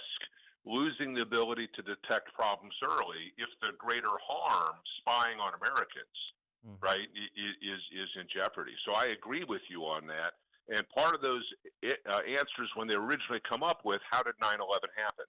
Where you had foreign nationals in the United States working with people who had American protections, and there was this boundary between foreign and domestic. How do you manage that seam without divulging something that would damage the privacy and the constitutional rights and protections of American citizens? But when you abuse that tool, right, then I think we've got to really relook at, as you say, the Department of Justice, the FBI having that tool, and it generates a great debate, obviously. Before we let you go, what should we know about those two sailors that were arrested for spying for the Chinese communists last week, passing along defense info in exchange for cash? What should we know? People do stupid things. I mean, the fact that they're Chinese in their background brings an additional light on it. But we've had perfectly normal American citizens with no ethnic background also, spying for other countries, divulging information. Right. So I think it is not unusual. It's interesting because it's Chinese working with Chinese. But my military career worked with people all over the world, and Americans with all different kinds of backgrounds. And if you got an idiot, it doesn't matter what their skin color is or their ethnic background or whatever. No, so but I think they're fairly low level. Yeah, not even that, like Hansen and Aldrich. And I mean, I get that, but I mean, like in terms of like the sensitivity or the, nothing really serious. I mean, it was pictures, diagrams of ships, how things operate. I mean, all that's important. I'm not minimizing that. But it wasn't, they didn't have access to high-level intelligence that would prove to be profoundly damaging to the country. But if I'm a foreign country, I'd like to know everything, well, sure. That you're trying to do. Where are the bathrooms located, right, or the heads on a ship. So they were revealing information that shouldn't have been revealed, but it wasn't damaging to the United States national security, from what I understand. Yeah, at the profound levels. I think the lesson for the Chi-Coms is just stick to the spy balloons. We're not so worried about those. Dakota Wood served America for 2 decades in the Marine Corps, senior research fellow for defense programs at the Heritage Foundation. Dakota, thanks as always. Take care. Thank you, and he joined us on our turnkey.pro answer line. It's news, opinion, insight. This is Chicago's Morning Answer on AM 560. The Answer. Starting August 22nd, the U.S. dollar may have new competition from a new global supercurrency backed by Russia and China. And if the dollar plummets, your retirement could follow. Hi, Stephen K. Bannon. I recommend a gold IRA from Birch Gold Group. To learn more, get a free info kit on gold by texting the word SHELTER to 989898. I encourage you to act. Before August 22nd, text SHELTER to 989898 to get your free information kit on gold now. There are more than 50 million people enslaved in the world today. Most of them are women and children. They lock you in cellars or in rooms with no windows. 95% of girls that are born in the brothels remain trapped in the brothels for the rest of their lives. SOS International is working to make freedom possible for these women and kids. And with your help, today can be the day another victim comes into freedom. By the hundreds, we are saving those girls and bringing them to a secure place, a place that is a safe home for them to grow in. Just $150 makes freedom possible for a trafficking victim. It provides shelter, food, counseling, everything they need to start a new life. Make freedom possible now. Visit 560theanswer.com/SOS. Every day that goes by is another day of suffering and abuse. But you can change it now. You can make today the day of freedom and rescue. Learn how you can bring freedom now at 560theanswer.com/SOS. There are more identity threats than you realize. Even if you monitor your credit, only a little personal info needs to leak out, like your social security number or password, for you to become a victim. LifeLock alerts you to threats you could miss. If your identity is stolen, a dedicated U.S.-based restoration specialist will work to fix it.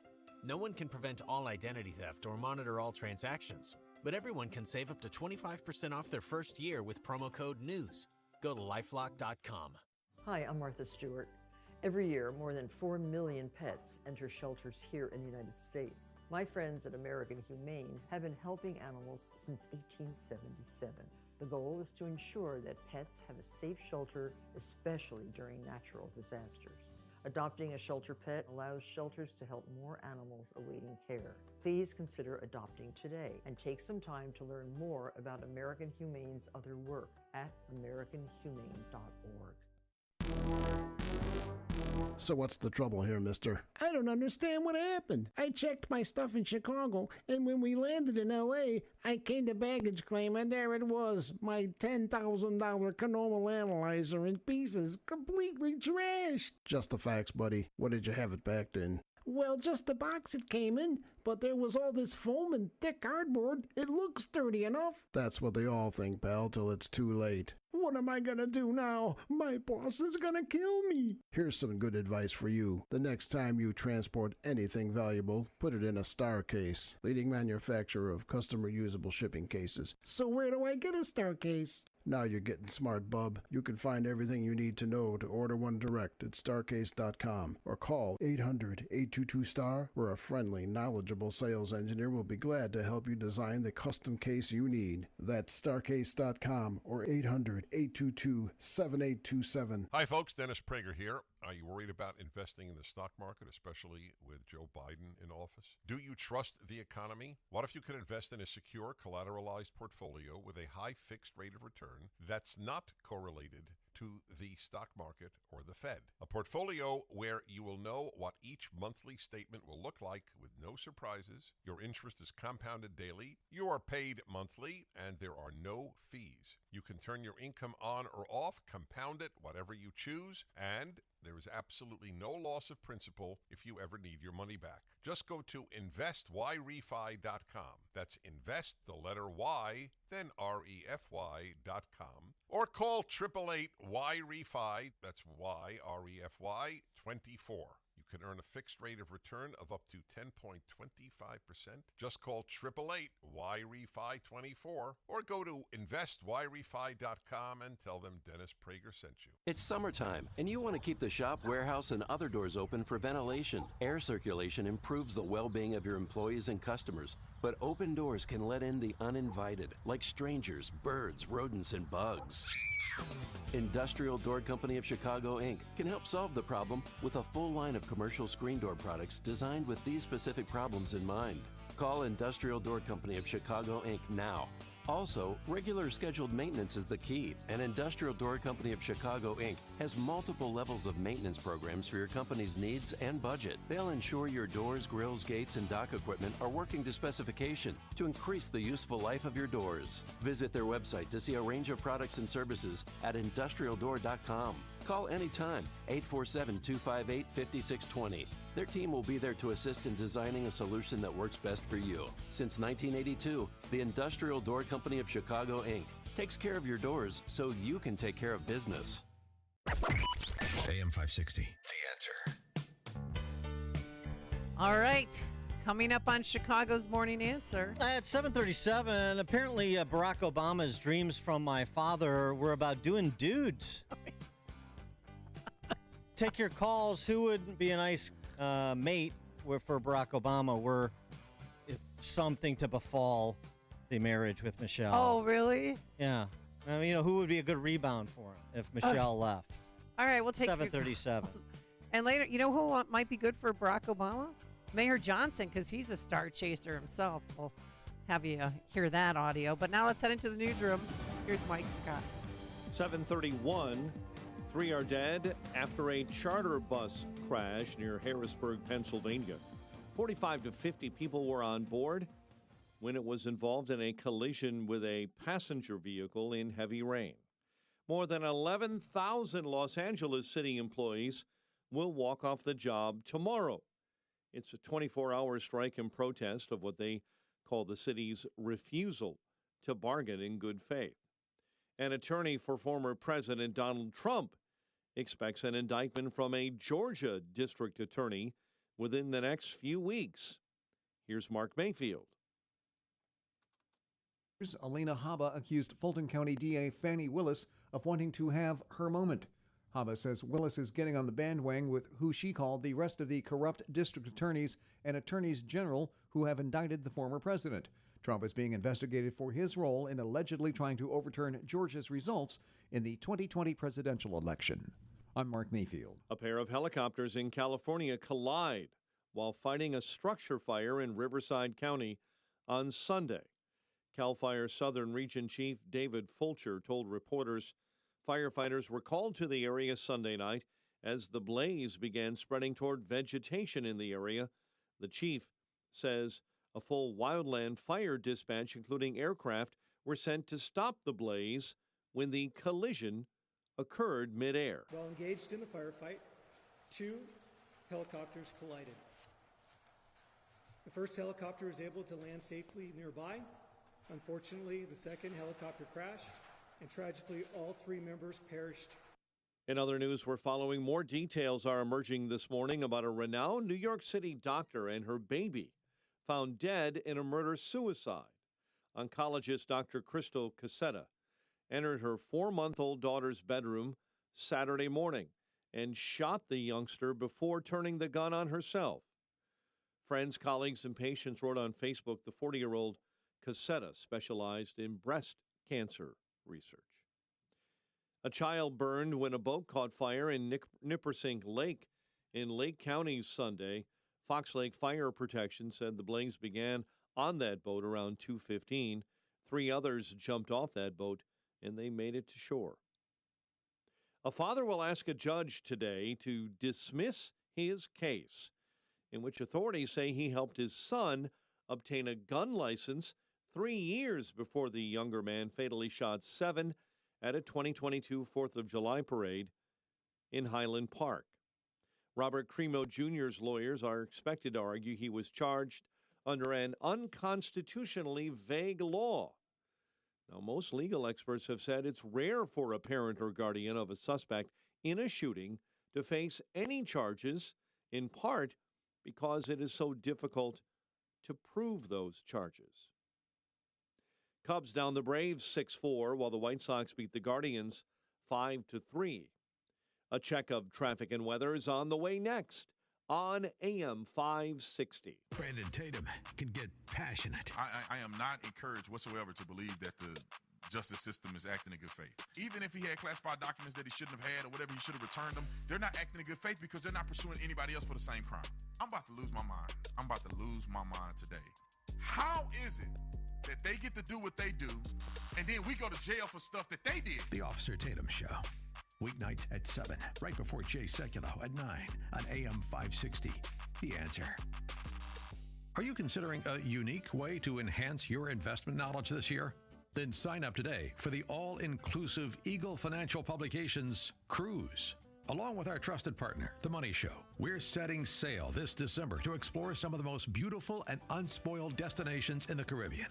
But this is no ordinary vacation. It's a chance to learn from top Eagle Financial experts like best-selling authors George Gilder, Mark Skousen, and others who will be hosting a series of workshops and seminars throughout the trip. Imagine lounging on the sun deck while discussing investment strategies with like-minded individuals, or enjoying a gourmet dinner at the same table with one of our leading financial authorities. This once-in-a-lifetime cruise is a perfect way to combine education and relaxation to achieve your investment goals. This cruise will sell out quickly, so visit EagleFinancialCruise.com today to learn more and to secure your cabin. That's EagleFinancialCruise.com. Eagle Financial is a division of Salem Media Group. If you want to remodel your home, there's the easy way or the frustrating way. Rick here from Forever Remodeling, and the frustrating way is how most people remodel their homes. They hire an architect and an interior designer and a builder separately. But when multiple companies work on your job, communication is a mess. Costs balloon beyond budget, and no one takes accountability if an issue pops up. Don't be like most homeowners. Choose the easy way, the Forever Remodeling way. We handle your entire remodel in-house. Your blueprints, design, and construction. When every expert is under one roof, you get clear communication, total accountability, and a stunning one-time on-budget final result. Want to remodel your kitchen or bathroom, finish your basement, build an addition? Choose the easy way. Choose the Forever Remodeling way. For a free consultation, call 847-809-3355 or visit foreverremodeling.com. That's the number foreverremodeling.com. Angie makes it easier than ever to connect with skilled pros to get your home projects done well, from repair to remodel. Get started on the app or go to Angie.com. That's ANGI.com. It is 7:37. Let's get an update on the roads now. Team Hochberg Traffic Center time. A service of MyPillow, queen size MyPillows, regular price $69.98 now, $19.98 with promo code Liberty. Visit mypillow.com and use promo code Liberty.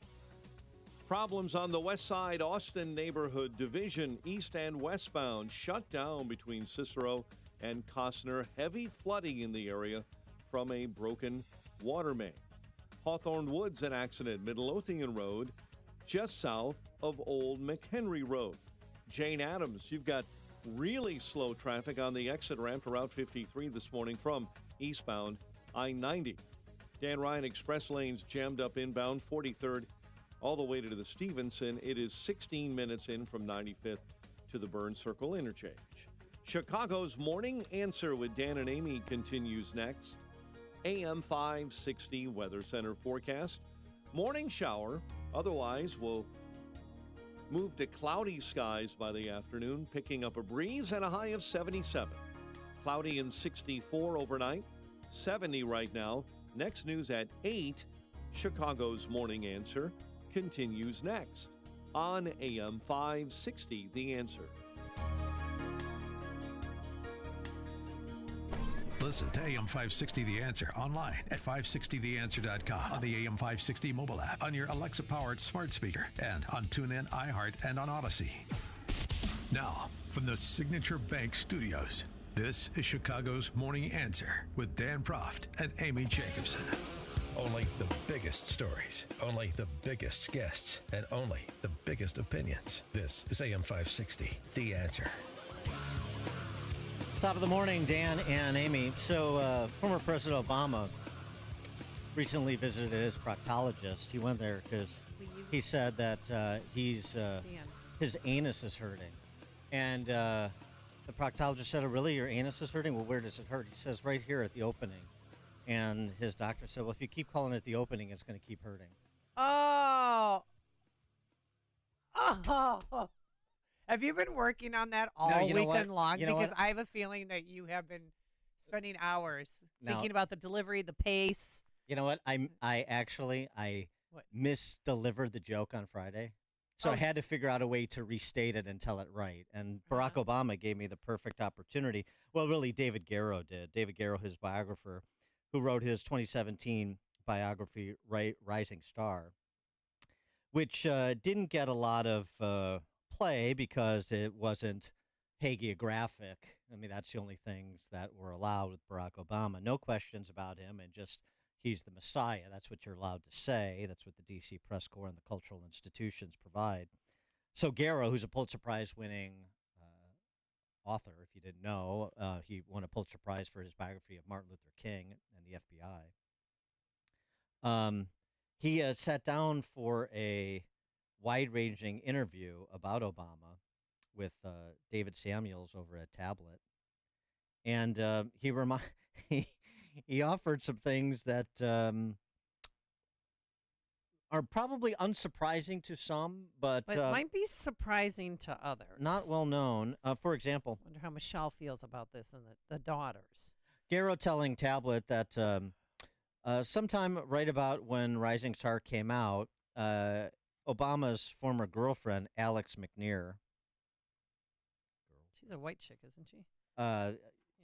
That she may be. I don't know. Maybe you might also be thinking about the woman who's now the Eastern Asian Studies professor at Oberlin, Sheila Jager. But anyway, Alex McNear Garrow tells Tablet. Alex sold the original letters. They ended up at Emory, which touched on Obama reportedly dreaming about homosexuality. So Emory put out a release saying, we've gotten these rare letters by Barack Obama from his former girlfriend. She is white, by the way. And no mention of the paragraph that was too sensitive. None of the papers mentioned it. Emory didn't mention it. So Garrow says, I emailed this other guy who's been at Emory a long time. He spent his whole life at Emory. They won't let him take pictures. So he had to sit there with a pencil and copy out the graph where Barack writes to Alex about how he repeatedly fantasizes about making love to men. Oh, I just thought of the perfect person. And so the question becomes, who would be a good match for Barack Obama let's just hypothetically, I'm not saying that this is true, I'm just saying hypothetically, if Michelle was indicted and convicted of killing their chef, she goes to prison, and then he gets divorced, and then he wants to finally say, fulfill his dreams of doing dudes, then who would be the dude that Obama should do? 312-642-5600, turnkey.pro, answer line 64636. Type in DA, then a quick comment. It has hit me. I know the perfect dude. Justin Trudeau, the Prime Minister of Canada. He's single, or he's going to be single. Yeah, he's separated with his wife after 3 kids in 18 years. Not bad. Irreconcilable differences. Still don't know who the father of those kids has not been publicly disclosed. He's right? the father, but they're young. They're like 15, 14, and 9. He's still in it as a dad, but he's jumping ship. What do you think? I think it's not bad. It's not bad. For me, 2 powerhouses, the heads of state. He likes to wear blackface, and he can hang out with everyone. He likes to dress up. That's not bad. I could see that. I could see that coming together. That's a match made in heaven. Right also, too, I mean, if with this revelation now, if Michelle would like to tell us anything, I'm my ears are open. You and Sean from Elmwood Park are just convinced that. What? I just said if she'd like to tell us anything. Oh, okay. What do you? No, I'm saying you guys always think that she has, something down there. No, I don't say that. No. I just said if she'd like to tell us anything about her thesis at Princeton, about whether or not she's still proud of her country, anything at all about whether Barack has shared his dreams with her. Did he write her 9 love letters like he did Alex? Yeah. I want to read these letters in full, and I don't want any redaction, please. What are you thinking, Mr. Smarty Pants over there? Trudeau's pretty good. That was pretty good. I got to tell you, that was a deep dig for me. Yeah. Not. I thought, like a political celebrity or a celebrity. I mean, I was thinking maybe like a RuPaul. But maybe that's too on the nose. Tom Cruise. Oh. Maybe. He's single. Is he? I don't know. No, he's not remarried. Well, I know that, but I mean, is he? Is he with someone? Actively dated. I don't know. Gosh, I'm going to need some help with that. One other, there's a couple other things that are fun. This is a long interview that Garrow gives, but it's worth a read.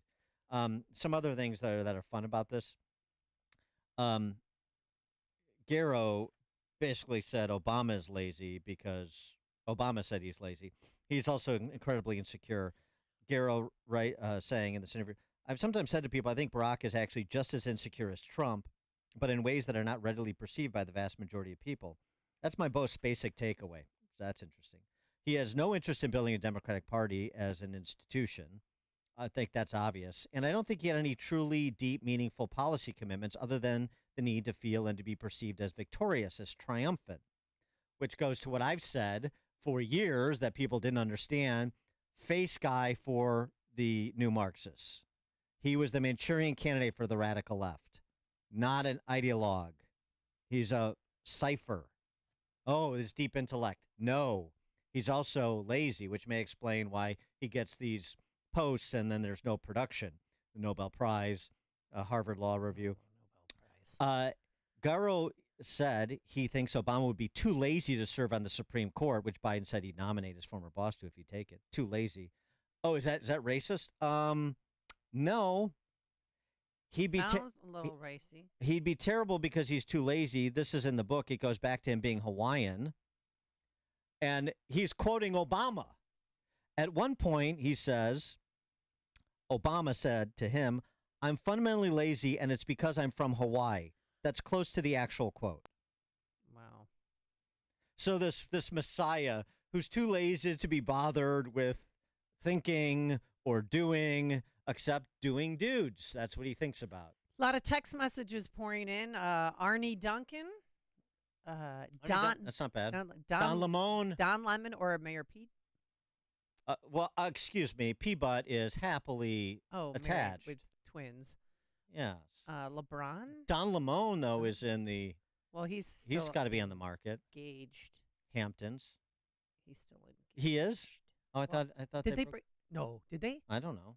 You're me looking at you like, what do you know about my girlfriend that I don't know? Is anybody else at CNN available? Van Jones. I mean, Van Jones, I think would go gay if Barack wanted him to. Wanted him to. Yeah. Gavin Newsom, somebody texted in. Yeah. Eric Holder, someone texted in. Mm-hmm. Mm-hmm. Yeah, keep them coming. Mm-hmm. Rachel Levine. Dude. That's true. Not a good look. Yeah. Oof. Yeesh. I mean, I'll tell you right now, I think Obama's standards would be too high, but Jelly Belly Pritzker would do him if that would get him up the next rung. I'm not gonna go. He would. Yeah, I think he would. I don't want to think about. I think he would. I don't want to think about any of that. One time. No. I think he could do that. I think he would. He's got a state fair to attend this week, or is it next week? I hope he doesn't break a femur this year. Well, as long as he doesn't stand. How could he break a femur from just standing? Susan in Cedar Lake, Indiana. You guys, Jussie Smollett. Oh, sure. That's good. Yes, I was waiting to tell you. Thanks you know for what, Amy? Oh, go ahead. The thought of Jelly Belly in any type of sexual please.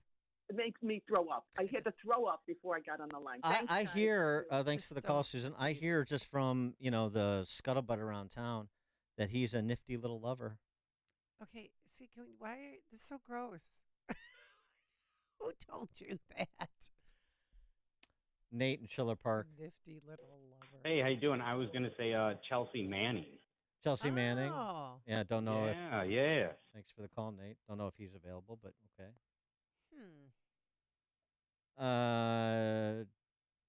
Dave in DeKalb. I was thinking every Republican male in America. Good one. Or maybe just Joe the plumber. Good one. Ha ha. Dave the Democrat. Yeah. I think Dave would bend over for Barack, wouldn't you, Dave? Whenever you want, Mr. President.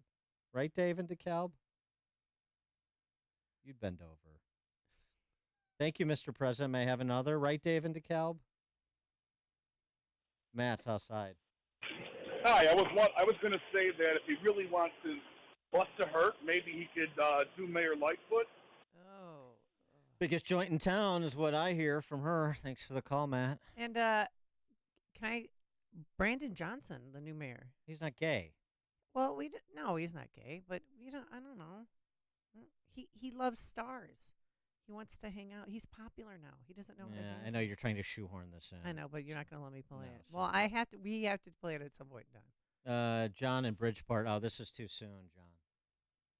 Well, I don't know, but I just think after this weekend, Barack and Tim Anderson from the White Sox will make a great couple. Oh.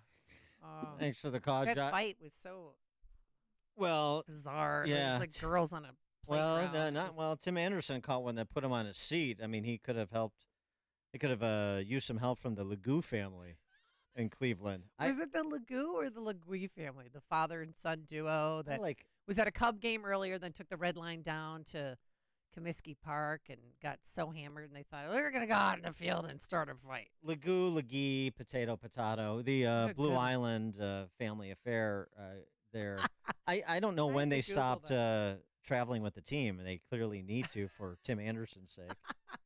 I hope you tweeted that. Mo in Lyons, you're on Chicago's Morning Answer. Hi, Dan.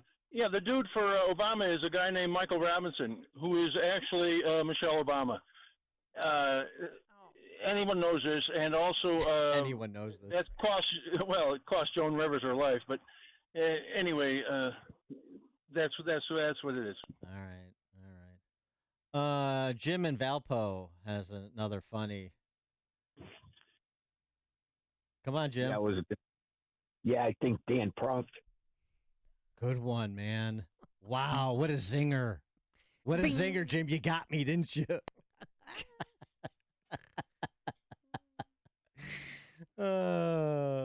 Ooh, I got one. Brad in West Loop. Yeah, Brock and Bruce Springsteen seem to hang out a lot. No, but he's not. He's many things, but he's not gay. I mean, not again. It's like the Again, question you never- of willing to learn. Right. One timer. Be with the second coming. Yes. Mr. President. Something else too. This story, actually, on a serious note. Oh, what? We're getting serious now. Well, I mean, just as quickly, because this seriously speaks to his character as well, since he's this, unifying figure, so cool and this and that, and going to bring the country together. Yeah. Another girlfriend, who I mentioned before, Sheila Miyoshi Jager or Jaeger, not sure how she pronounces it, but regardless, she's now a professor at Oberlin, East Asian Studies. And what do her love letters say? Well, she disputes this story that Barack Obama told. He's very much a fabulous, Heterosexual guy. Well, he's very much a fabulous, his sidekick during his tenure, the big guy, Joe Biden. Obama describes that they broke up, Sheila Miyoshi and him broke up after passionate disagreement following a play by a black playwright named August Wilson, in which a young protagonist defends his incipient embrace of black racial consciousness against his girlfriend's white-identified liberal universalism, and so on and so forth. That's August Wilson is the play. Some have probably seen it. He said that their disagreement over the impact of the play, because she's white, or maybe white and Asian, biracial, and of course he's also biracial for that matter, but identifies as black. So that decision about is what precipitated the end of their relationship. But in her telling, the quarrel that ended their relationship wasn't about his self-identification as a black man. And the impetus was not a play about the black experience, but it was an exhibit at Chicago's Spertus Institute about the 1961 trial of Adolf Eichmann, Nazi. At the time Obama and Miyoshi visited the Spertus Institute, Chicago politics was being roiled by a black mayoral aide named Steve Coakley, you may remember, who in a series of lectures organized by Farrakhan accused Jewish doctors in Chicago of infecting black babies with AIDS as part of a genocidal plot against African Americans, one of Farrakhan's noxious anti-Semitic conspiracy theories. And so the fight was, according to Miyoshi, his girlfriend, the end of the couple's relationship was Obama's stubborn refusal, after seeing the exhibit, the Eichmann exhibit, and in the swirl of this Coakley affair, to condemn black racism. She insisted what upset her that day was Obama's inability to condemn Coakley's anti-Semitic conspiracy theories. It wasn't Obama's blackness that bothered her, but that he wouldn't condemn anti-Semitism. So, right, he has to come up with a cover story about how he's the hero, and and people couldn't accept me for who I was. It even cost me a relationship. When, in point of fact, he was the coward who wouldn't condemn anti-Semitism because he was, still trying to front like he's somebody he wasn't. This, black civil rights leader, down with the struggle, trying to get street cred, really. And so he wouldn't go that far. And so that's what bothered this woman who's now a professor at Oberlin College. I mean, it just speaks to what a categorical fraud this guy was, intellectually and in every other way, including heterosexually, apparently. Dylan Mulvaney. Listen to podcasts of Dan and Amy from the AM 560 mobile app. Download it today at 560theanswer.com/mobile. Attention, your money is now controlled by the U.S. government. Picture a world where your every purchase is monitored, tracked, and controlled by those in power to suppress the freedoms of those they see fit. Hi, my name is Jason Hansen. I'm a former CIA officer and New York Times bestselling author. And right now, I've become very focused on the impending rollout of the central bank digital currency. This is not a work of fiction. It's a terrifying reality looming on the horizon. But there is a bit of good news. I've partnered with Advantage Gold to offer you a solution. They are specialists in converting your traditional assets, like those inside an IRA or 401k, into tangible assets such as physical gold and silver. Don't allow your money to be controlled. Claim your free gold protection kit from Advantage Gold. Call 800-900-8000, 800-900-8000. That's 800-900-8000. Advantage Gold is not an investment advisor or a tax advisor. Call 800-900-8000. Hun, we need to stop putting off getting life insurance. I know. It's just been so busy, and I'm sure the cost is out of our budget. Well, Jen told me that they got a $500,000 term life insurance policy from Ethos for less than $23 a month. All online with no complicated forms and no medical exam. All they had to do was answer a few health questions. Wait, no medical exam and all online? I know, right? It's not easy to think about, but if something happened to you, James and I would be... Okay, I get it. Let's get a quote from Ethos right now. Wow, you were right. There's no medical exam. And Ethos makes the whole online process fast and easy. And look at these rates and coverage options. It's great protection and totally fits our budget. Ethos. They've removed all the barriers from getting coverage. Go to checkethos.com to get your free online quote. That's checkethos.com. Quote based on a healthy, non-smoking 30-year-old male with a 20-year term policy. Rates may vary. You've decided to remodel your kitchen or bathroom. Okay, the search is on. Who can you trust to give you a great remodel at a fair price? I ask that you would give us a chance to work with you to have a quality, stress-free kitchen or bath remodel. This is Javen Aldana. My company is Aldana & Son. That's right, we're a family business and we share the same values as you. I am deeply involved in every aspect of your remodel. Realtors love our company too. They know we can get it done as soon as possible and make it fabulous. A happy customer is the only way we do business. You want referrals and reviews? No problem. We stand by our work. We take it personally. Kitchen or bathroom remodels, small or large, we have you covered. Go to remodelingforme.com. That's remodelingforme.com. Aldana & Son. Just under 25 years of happy customers. Let's make you the next one. Go to remodelingforme.com. That's remodelingforme.com. AM 560, The Answer. All right, Dylan Mulvaney, by the way, got a lot of text messages on that.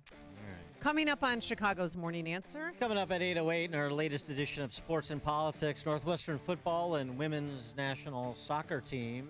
That's 8:08. But now, let's head into the newsroom. Here's Mike Scott. 2 killed in a domestic-related incident in Arlington Heights. WIND Chicago News Time, 8 o'clock. As the judge waits, Trump posts.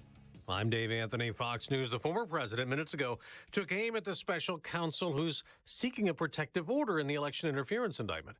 Again, on Truth Social, calling Jack Smith deranged, saying he has thug prosecutors illegally leaking everything to the media, and he wrote the judge must be removed from the case. That judge has given Trump lawyers till 5 p.m. Eastern today to respond to the order request that followed the Trump post Friday. If you come after him, he'll come after you. His lawyer's up there saying, oh, that's just a matter of him expressing his First Amendment rights. That's deranged. That's Democratic Congressman Jamie Raskin on NBC's Meet the Press. A fourth Trump indictment may loom in Georgia related to the 2020 election. Fulton County DA Fannie Willis has put barricades up around a courthouse. Trump lawyer Alina Habba just told Fox. She has been waiting for years for an opportunity to have her moment, as I would call it. And I think we see that a lot with corrupt DAs and AGs. A nightmare fire on a Pennsylvania highway near Harrisburg. Just before midnight, a bus crashed into a car. 3 people were killed, dozens of other passengers injured. The bus was carrying up to 50 people. It was raining heavily at the time, and the bus flipped onto its side after colliding with that other vehicle. At least 8 ambulances were needed to rush passengers to a hospital. Fox's Eben Brown, 2 wildfire-fighting helicopters crashed in midair in Riverside County, California. The first helicopter was able to land safely nearby. Unfortunately, the second helicopter crashed, and tragically, all 3 members perished. CAL FIRE Southern Region Chief David Fulcher says the 3 killed were a CAL FIRE chief, a CAL FIRE captain, and the pilot. The last ex-Minneapolis police officer charged in state court in George Floyd's much protested death faces sentencing today. Tu Tao could get 4 years in prison for aiding and abetting. Tao already got 3.5 years on a federal civil rights charge. Of course, Derek Chauvin was convicted of murder and put in prison. America's listening to Fox News. 70 degrees, 8:02 is our time on AM 560. The Answer. Good morning. I'm Mike Scott. Child burned when a boat caught fire on Nippersink Lake in Lake County on Sunday. Fox Lake Fire Protection called out around 2:15. There were 4 on board, including the child.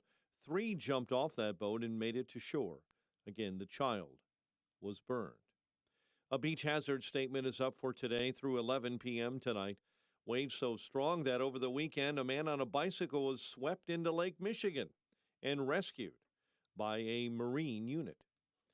Father will ask a judge today to dismiss his case in which authorities say he helped his son obtain a gun license 3 years before the younger man fatally shot 7 people at a 2022 4th of July parade in Highland Park. Robert Cremo's lawyers are expected to argue he was charged under an unconstitutionally vague law. And most legal experts agree that it's rare for a parent or guardian of a suspect in a shooting to face any charges.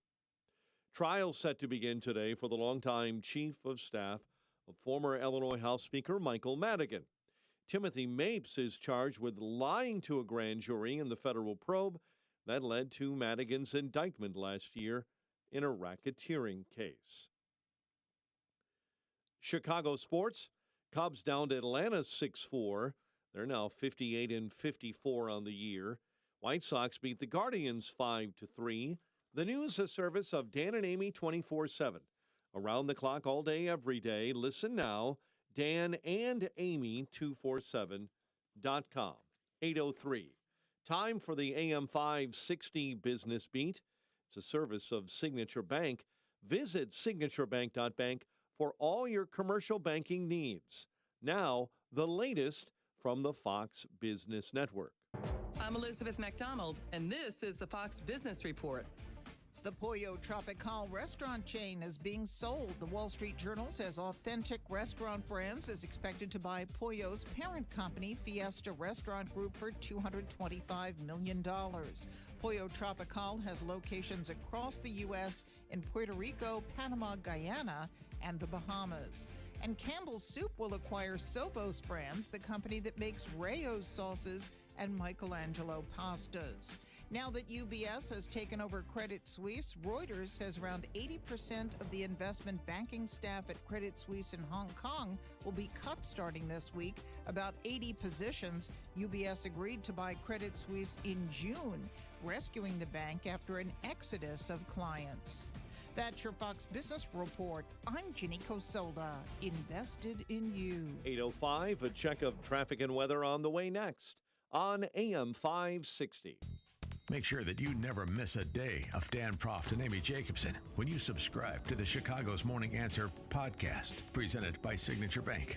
Listen to the entire show each day on demand with limited commercial breaks. You can subscribe today for free at 560theanswer.com and click on podcasts or search for Chicago's Morning Answer on Apple Podcasts, Spotify, Google Podcasts, or wherever you listen to podcasts.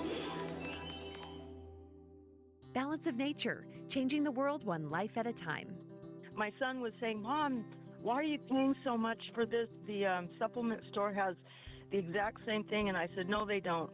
You know, because he was telling me that they have similar products as Balance of Nature.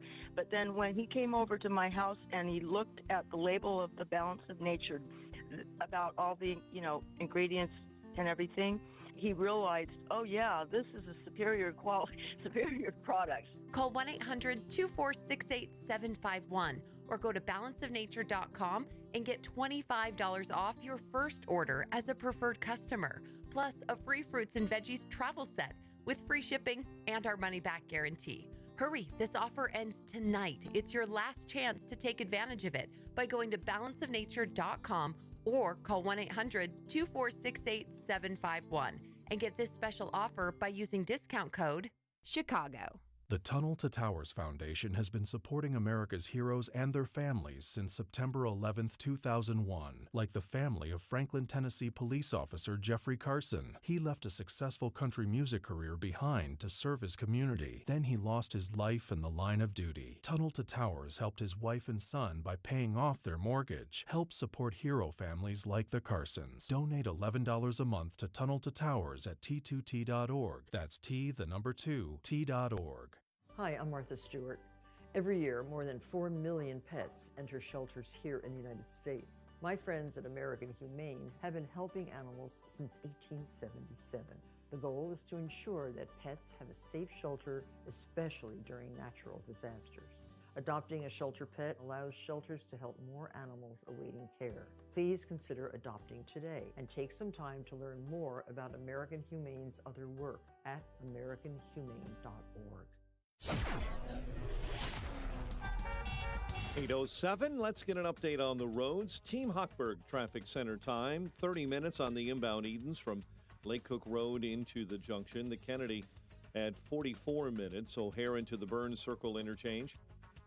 The Ike right now sits at 49 from 390 to the old post office, while the Stevenson inbound right now 33 minutes from 355 into DuSable Lakeshore Drive.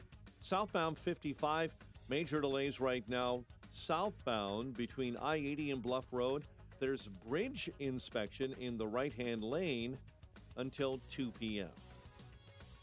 Chicago's Morning Answer continues next. AM 560 Weather Center forecast with our meteorologist, Steve Williams. A shower early, then cloudy and breezy. High today at 77. Mostly cloudy tonight, low 64. A partly sunny day tomorrow, the high 82. Some sun and cloudy for Wednesday, an afternoon thunderstorm, the high at 82. I'm Steve Williams on AM 560, The Answer. 70 at O'Hare, 69 Lakefront. Next news 8:30. Chicago's Morning Answer continues next on AM 560, The Answer. Listen to AM 560 The Answer online at 560theanswer.com on the AM 560 mobile app. Arrogance and ignorance, arrogance, ignorance, and arrogance and ignorance. Intersection. Before we get to this installment of Sports and Politics, they just keep pouring in the possible love interests for Barack Obama. We'll pass them along to Valerie Jarrett on your behalf. Jonathan Capehart, New York Times. That's a good one. Little Nas X. Oh, Little Nas. That's a good one. Was I missing it? Wait. Oh, Paul Pelosi. Maybe. Yeah, whatever happened to Paul and his relationship with that guy, the alleged intruder? Hammer time. Maybe, but I don't think Obama. He doesn't have to go for an octogenarian. No, he can do much. That's lowbrow. Come on. You got to present something that would be interesting to him, that he would potentially find somebody he would find attractive. And maybe I was too harsh with those two knobs who called in trying to play gotcha, like Dave and DeKalb. Oh, you would be his love interest. Dave Ruff. And then he hangs up the phone. Yeah. like a I gotta go. like a prank call, like when you're in fifth grade. Like the Jerky Boys. Yeah. No, because the Jerky Boys were funny. Oh, okay. But, obviously to guys like Dave and DeKalb, there's nothing that is more virtuous than homosexuality. So maybe he was trying to compliment me. Oh, okay. Maybe I misinterpreted it. All right, anyway, sports and politics. Let's get the U.S. women's soccer team out of the way now that Sweden got them out of the way, because I just, I'm so tired of Megan Rapinoe and the whole she the choked, whole group. Man. She choked. They were expected to win the World Cup, 3 times in a row. And missed penalty kick. Sweden, good-looking team. They won 5-4 in that shootout. Megan, after the game. Obviously, I know this moment has been coming, at some point.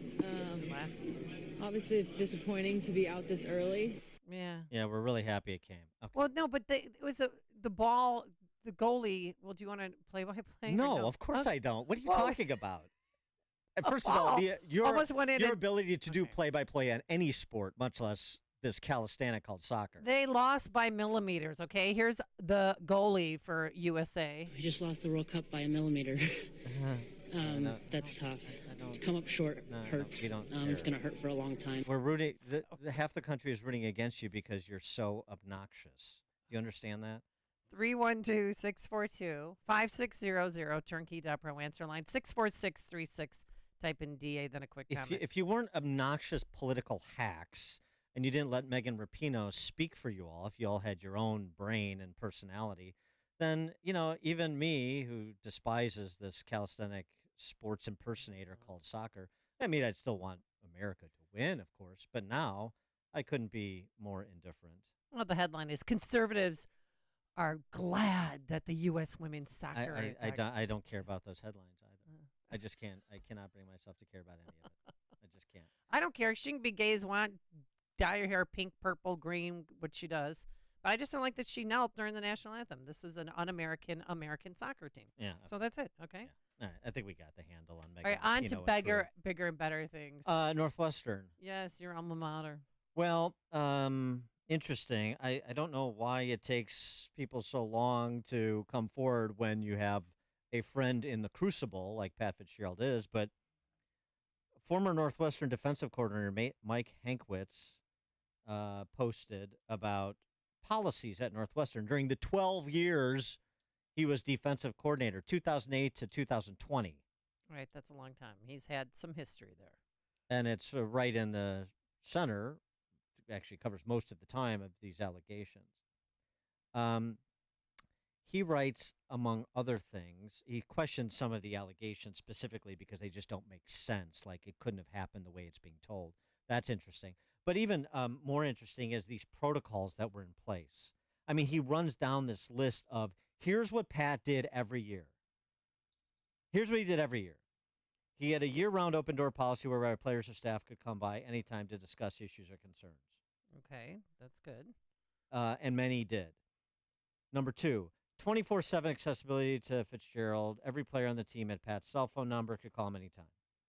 Okay.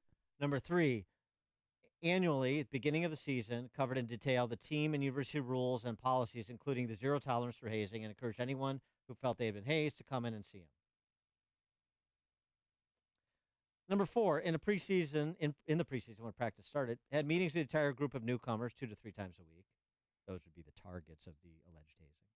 Number 2, he had impromptu meetings with any player perceived to be struggling or having issues. Okay, that's the 4th. Run down the checklist. Number 5, held weekly leadership council meetings with representatives of each class that were elected by their classmates to represent them. Held weekly captains meetings. Held impromptu group meetings after practice with various groups to share information and get feedback. Number 6, in the postseason, mandatory extended meetings with each player. The postseason? I thought we were talking about Northwestern. Mandatory extended meetings with each player in which they were encouraged to speak their mind about anything. Required a mandatory meeting between each player and his position coach. Offered optional meetings between each player and the coordinator, which was almost always done. Players had a mandatory meeting with the athletic department sports administrator, in which an anonymous survey about the program was conducted. Coaches and staff members were not present at these meetings. Also, players had a mandatory meeting with the faculty athletic representative, in which coaches and staff members were not present. Number 7, prior to and during spring practice. Oh, this is Kenosha, where the car wash allegedly happened. Fitzgerald had individual meetings with each player to both discuss their anticipated role in the program and seek any questions or concerns they had about the program. Number 8, in an effort to provide players with additional resources, Fitz offered both a Big Brother program and a mentor program with former players. That's nice. Number 9. This is good. He's covering all the bases. Sounds like a great coach. Year-round players had access to numerous additional resources, including athletic trainers, doctors, dietitians, sports psychologists, mental skills coach, academic advisors, counselors. Purple Peer mentors, compliance officers, sports administrators. Number 10, in 2021, coach held back a former black Northwestern football player, hired a former black Northwestern football player, Demetrius Fields, as the director of player engagement. His intent was to be progressive and willing to learn and grow, as the reality is that not everyone's experience is perfect, and ultimately that experience is built on strong relationship. It was hoped that this additional research that Demetrius would provide would enhance the player's day-to-day experience. 11.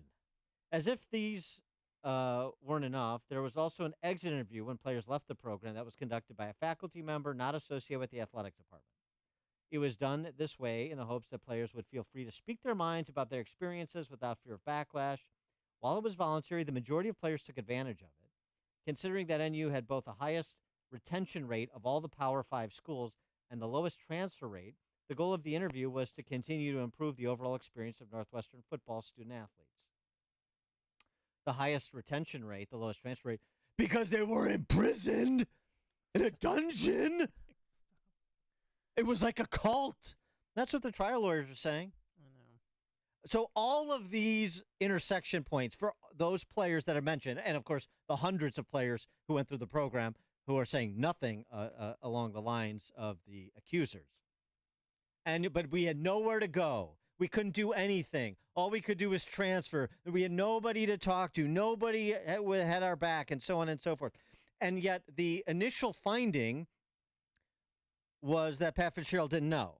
That's what drove the 2-week suspension. And then the hue and cry, and that's what drew the termination. And now all of a sudden, the floodgates open. And there's all these tales of trauma. You'll excuse me if I'm a bit skeptical of the progression of this, the timing of it, the players who are coming forward 5 and 15 years after the fact. You'll excuse me if I'm not buying into what the trial lawyers are selling right out of the gate. And all this detail from a guy who's there, he's just probably covering his ass too. Really? Well, again, you have somebody who's given excruciating detail about the protocols the program followed under Fitzgerald. So ask the players. Is that true? Did those meetings happen? Were those resources available? Because that's what the university should do.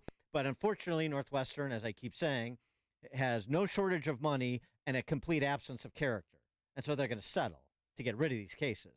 But what should happen, if they had any integrity whatsoever at the leadership level, which I'm suspecting they do not, is to take information that's being provided by guys like Hankwitz, this 12-year defensive coordinator of Fitzgerald, and say, no, we're going to depose you. We're going to go through all this, and we're going to put together a case. Well, maybe we'll make a decision about settlement, but we're at least going to spend the money to get everybody on the record who's making accusations and make them answer questions and put together evidence that could potentially impeach these accusers. Potentially. I don't know what the truth is. But the idea that this is just to be accepted at face value and you're just supposed to say, here's how much of a check you're going to write to this player and that player and this player, and you're going to, as I said, unleash all the horribles and all of the accusers of every sports team and provide a precedent for every other college and high school to do the same based on anybody who's looking for a payday or anybody who now gets to prosecute some slight they feel they endured at an athlete in this program or that program. That's nonsense. That is undermining the institution, not protecting it. That is not qua cum se sunt vera, whatsoever things are true, the Northwestern motto. And again, I'm not even a huge Fitzgerald fan as a football coach, like as an X's and O's guy. But to say that he was running some sort of cult and players had no options and they were subjugated, like this is a Uyghur slave camp in, outside of Beijing. I mean, it's ridiculous. These were men, not children. You have to remind people of that. And they should have learned how to advocate for themselves. If they don't like what's going on, change the culture yourself. Man up. Learned how. You could have talked to everybody under the sun was involved in this program. Anybody ever associated with Northwestern football, and not to mention all these professors or faculty advisors that were involved. I mean, how many eyes are on this program? How many people are involved? Nobody saw anything? Well, then what about all these faculty advisors? What about the Demetrius Fields, the director of player engagement he hired 2 years ago? What does he have to say? Where are these people? Oh, they're all, gag. Let Loretta Lynch come in and do a review. Everybody shut up until that happens. What a joke. I mean, they are such... I mean, this is what happens. You can have all the smarts in the world, but if you have no courage, you're going to be a terrible administrator, executive, university president, member of the board of trustees, athletic director, and that's what you're seeing play out.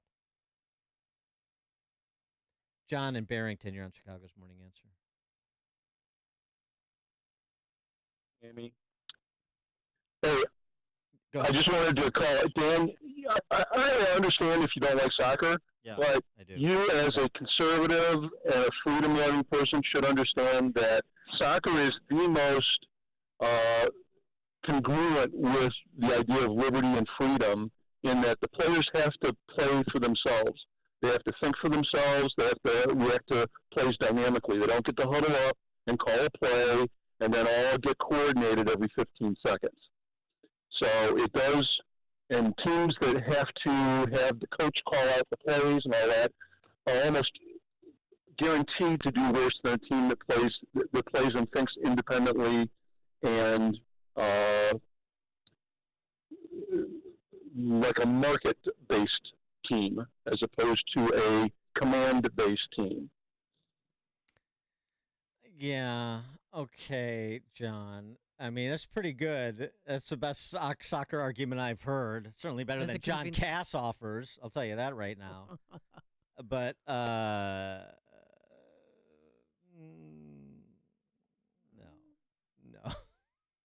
Oh, I thought he had you for a minute. No.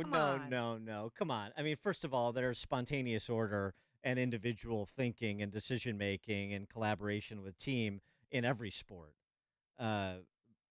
Baseball, I mean, you have to turn double plays. You have to call for, pop-ups and so forth. The pitcher and the catcher are working together. Football, yeah, you may be play calling, but you've had to work as a team to execute these plays, just like you set up a business and you have to work as a team, everybody in their role to execute the business plan. I mean, the idea that like soccer is uniquely representative of free minds and free markets and independent action and spontaneous order. I mean, come on now, please. No. All right, one more, since somebody wants to pick up Northwestern. I'm glad those trial lawyers came on, though. I'm so glad. I appreciate Pat Salvi and Stephen Levin coming on, and I'd love to get their reaction to this. I mean, again, at least you have people stepping up. It's going to come out in trial. They're a little lethargic. Well, it may come out in trial. It may not. That's the point. That's right, because they'll probably just settle. Noah Gragson. Here's another sport I know nothing about. And what sport? Don't particularly care. NASCAR. Oh. Noah Gragson suspended by his team. Indefinitely. Supported by NASCAR for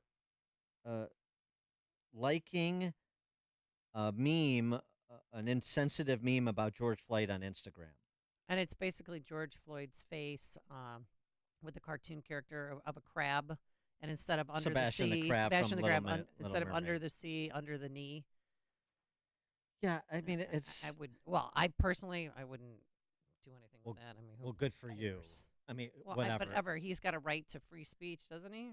No. This is why Elon Musk has opened up that unlimited fund. Elon Musk is anybody who has been negatively impacted by their employer, been punished in some material way for social media post or liking a social media post. He will represent them and cover the legal charges, right? Yeah, he said, if you're ever treated unfairly by your boss because of something you said on Twitter, retweeted, or liked on Twitter, he's going to owe you some money. So I want to know. On Twitter. No, yeah, on Twitter. Oh, so he doesn't cover Noah Gragson on Instagram. No, the Gram doesn't count. It had to have been on Twitter. Oh. So I want to send him my legal bill. You should. Why not? I tweeted back at him, said, okay, I retweeted something in my other job. They somebody filed a wrongful. The Chicago Public Schools. Yeah, filed. Not an alderman filed a complaint against me for sexual misconduct or something. For retweeting something. And then I had to hire an attorney and blah blah blah. I won. I was victorious, but still, you have to go through the process, and the process. You is need the punishment. representation. The process so is the punishment. I want Elon Musk to pay up. I mean, if he means this, or is this just another? Well, I don't know. Do you think he's going to do it? Let's do a test case. Let's send him your stuff. I sent. I mean, I just want to know what address. Where should I send the bill? I have a copy of my bill. I would like to send it to him. Tweet it at him or DM him. Does he accept DMs? No. I don't know, but so tweet it at him. I tweeted at him, like, what address? Where can I send the bill? Well, tweet the whole thing at him. Okay. Make it public. Why not? Because it's a confidential report, supposedly, allegedly. Your legal bill is. Oh no, my legal bill is not confidential. I'm saying the accusations leveled and all that. Yeah, we'll characterize the accusations. What do you mean? Okay. You're under a permanent gag order for the rest of your life? I don't know. For what? Well, you just said you were victorious. I was. Okay, so why can't you speak about it? Because I can't. Because you're afraid? Yes, I'm afraid. Okay, so you can speak about it. You don't want to speak about it. Right. Well, then you don't want to get $2,000 or how much ever your legal bill was from Elon Musk, because you got to tell people what happened in order to get the code. Yeah. Right.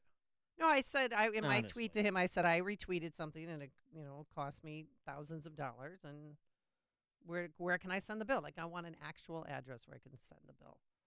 Yeah, I'm sure Elon is going to get right back to you. I think you're missing the point here and the opportunity. I know. Or send it to Twitter headquarters, care of Elon Musk. There you go. You can look up their address. Okay. Frank, Board of Trade. Yeah, this meme business, is this part of the national discussion on race that has been threatened for the last 50 years? Yeah, right. Thanks for the call, Frank. But we're finally going to have that discussion now because of Noah Gragskin's liking a meme on Instagram, for God's sakes. Interesting. I'm sorry, what was the suspension of, what's his name? Bubba Wallace. Bubba Wallace for the phony baloney hate crime charge. What was he suspended indefinitely? Right. Ken in Plainfield. Yeah, this just shows the woke folly of NASCAR. If they just pulled Gregson aside and said, be careful what you like, it reflects on us, instead of making it a national issue and pulling attention to that meme. No one would. They're making it much worse than it was. Yeah, of course they are. And here's the other thing. Hey, look, you don't like what Noah Gragskin likes on social media?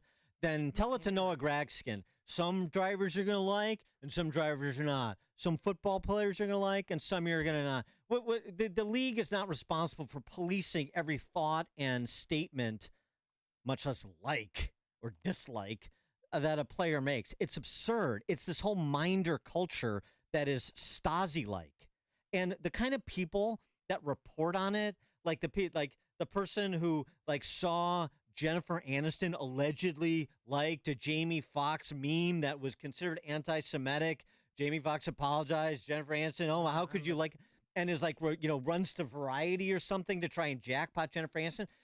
Stop accommodating these people, these minders, these useful idiots for the Stasi culture.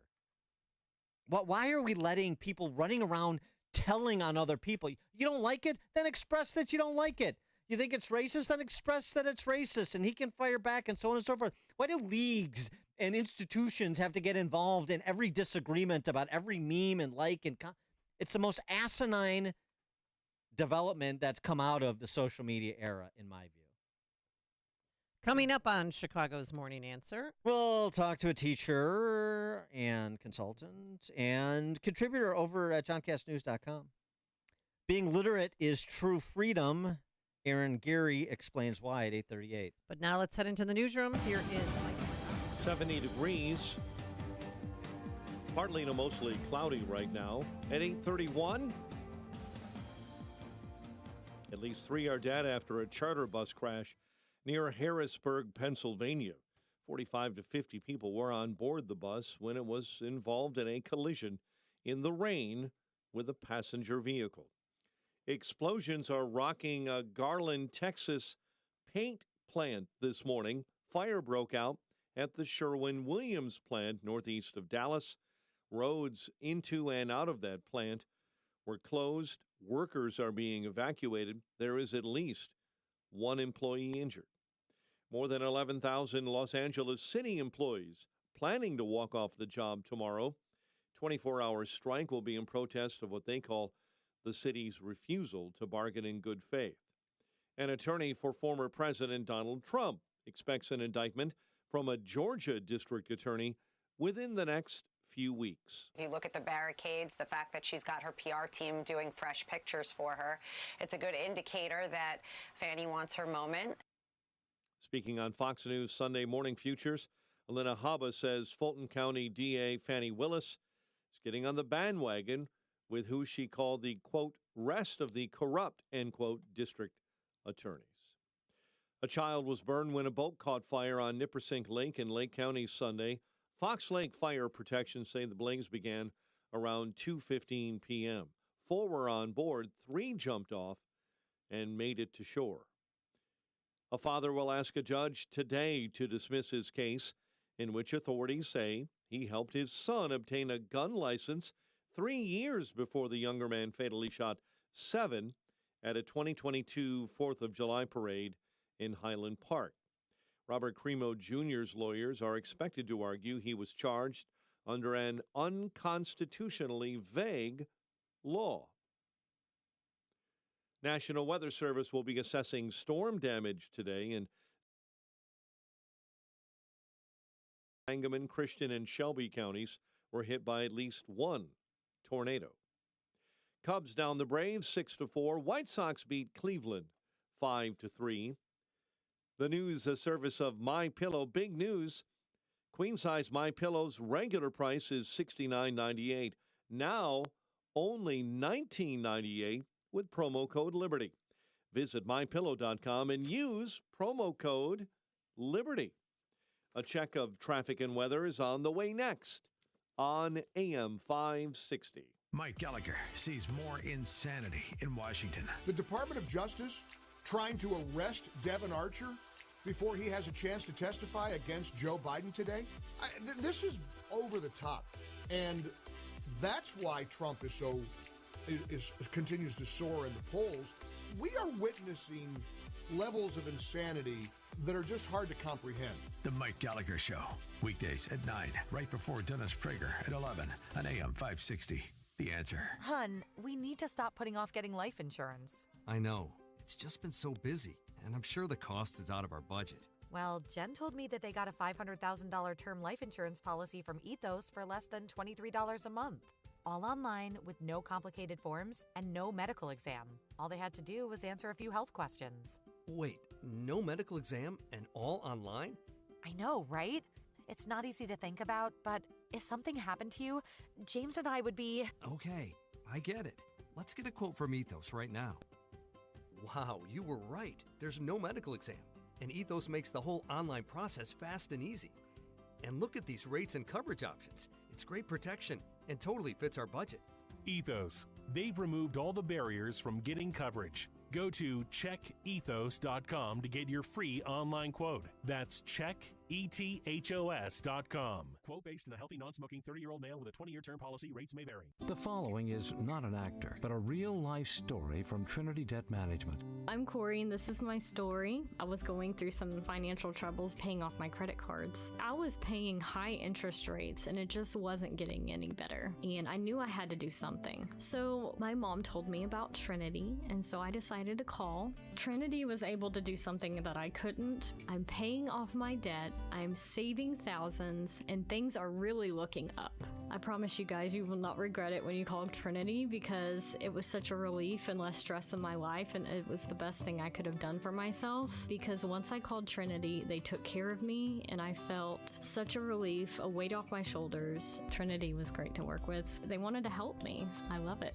If you're in debt and you need help, call Trinity at 1-800-990-6976. I'm Corey, and I'm debt debt-free for keeps. 1-800-990-6976. Wesley Financial Group is not a law firm. Everyone knows the old saying, nothing lasts forever. Well, whoever said that obviously never bought a timeshare. Not only do your maintenance fees and assessment fees go on forever, they go up forever. I'm Chuck McDowell, founder of Wesley Financial Group. Over 10 years ago, I was a timeshare salesman. But once I saw the dark side of the business, I quit. I started helping folks get out of their timeshares. Since then, we've helped over 30,000 families by getting them out of bad timeshares. If your timeshare agreement goes on forever, if you were told timeshares are a great investment, or your maintenance fees will never go up, you have questions, we have the answers. Give us a call. I guarantee if we take you as a client, we'll get you out of your timeshare or you'll pay nothing. Call Wesley now for your free information kit. 800-839-8484. That's 800-839-8484. 800-839-8484. 8:37. Let's get an update on the roads in our Team Hochberg Traffic Center, a service of Indeed.com. Dog days of summer got your business needing help? Check out Indeed, the all-in-one hiring solution that makes it easy to attract, interview, and hire candidates. Visit Indeed.com/credit. Traveling in Bensonville, York and Supreme report of an accident this morning. Cleanup of an accident continues on the near north side, Sedgwick and Goethe. Also flooding this morning on the west side, Austin neighborhood. Division east and westbound between Cicero and Costner continues to be flooded out. I-80, Will County. Problems between US 30 and Briggs. Traveling on the Reagan Memorial Toll Road, you're jammed up right at York Road. Jane Addams, eastbounders, you'll hit the brakes at Meacham. A spin out on the Tri-State northbound just after Willow Road. Chicago's Morning Answer with Dan and Amy continues next. AM 560 Weather Center forecast. Could be a morning shower, otherwise partly to mostly cloudy and breezy, a high of 77. 70 right now. Next news at 9.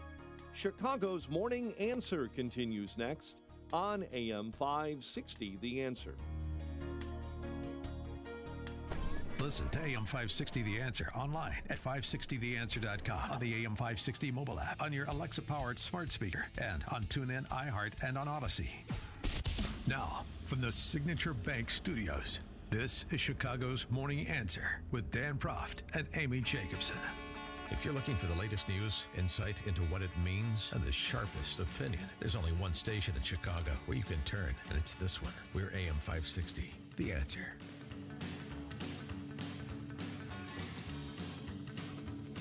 Top of the morning, Dan and Amy. Did you see this? University of Chicago Education Lab's survey of Chicago public schools found 38% of 9th through 11th grade girls exhibited signs of PTSD.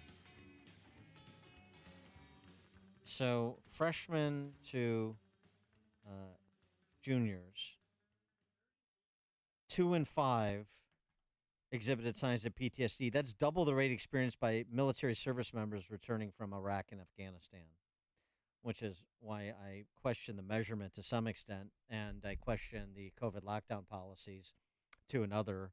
Yeah, I was thinking COVID policies, and also, living on the streets is rough. I mean, there's a lot of violence around us. Yes. Well, that too. And, I mean, we know what the stats are in terms of the reading and math scores in CPS. And frankly, throughout Chicagoland, those great suburban schools that are not great anymore. I'm talking to you, North Shore, Naperville, Oak Park River Forest, Barrington. I'm talking to you. Downers Grove, Elmhurst. Shall I continue? I'm talking to you in the suburbs. Schools that are living off reputations that no longer reflect their performance. And it's all right there in black and white. Aaron Geary wrote about the literacy plan the state has cobbled together. This should be good for some chuckles. And she wrote about it at johncastnews.com. Very good piece breaking it down. Aaron Geary's a writer, consultant, mother, wife, and volunteer. commonfolk365.substack.com is her Substack. And her piece at johncastnews.com, being literate is true freedom. Erin Gary, thanks so much for joining us. Appreciate it. Thank you for having me. So tell us about the ISBE literacy plan. Well, it really doesn't focus too much on the student. It's focusing more on monies that can be spent in other ways, which is non-educational. Johnson's plans are more about student guide school decisions from youth councils, securing low-income housing, providing free college tuition for those who decide to become teachers, equitable access to education for illegal immigrants. Where he comes up with the money for these? Yeah, but that's Brandon Johnson in Chicago. I've given up on Chicago. I'm thinking about this more globally. It's an Illinois State Board of Education plan, and so that necessarily implicates suburban schools and exurban schools. So that aspect of this plan.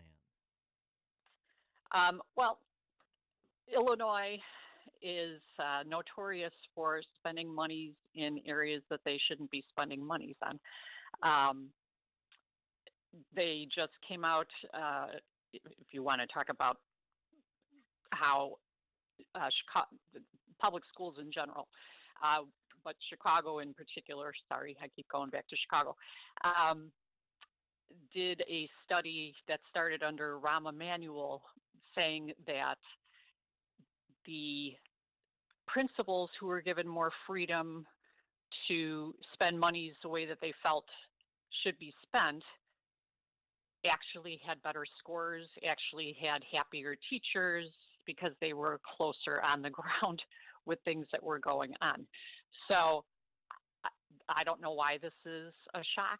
I mean, the less bureaucracy, the better. But we're not seeing that in schools in general.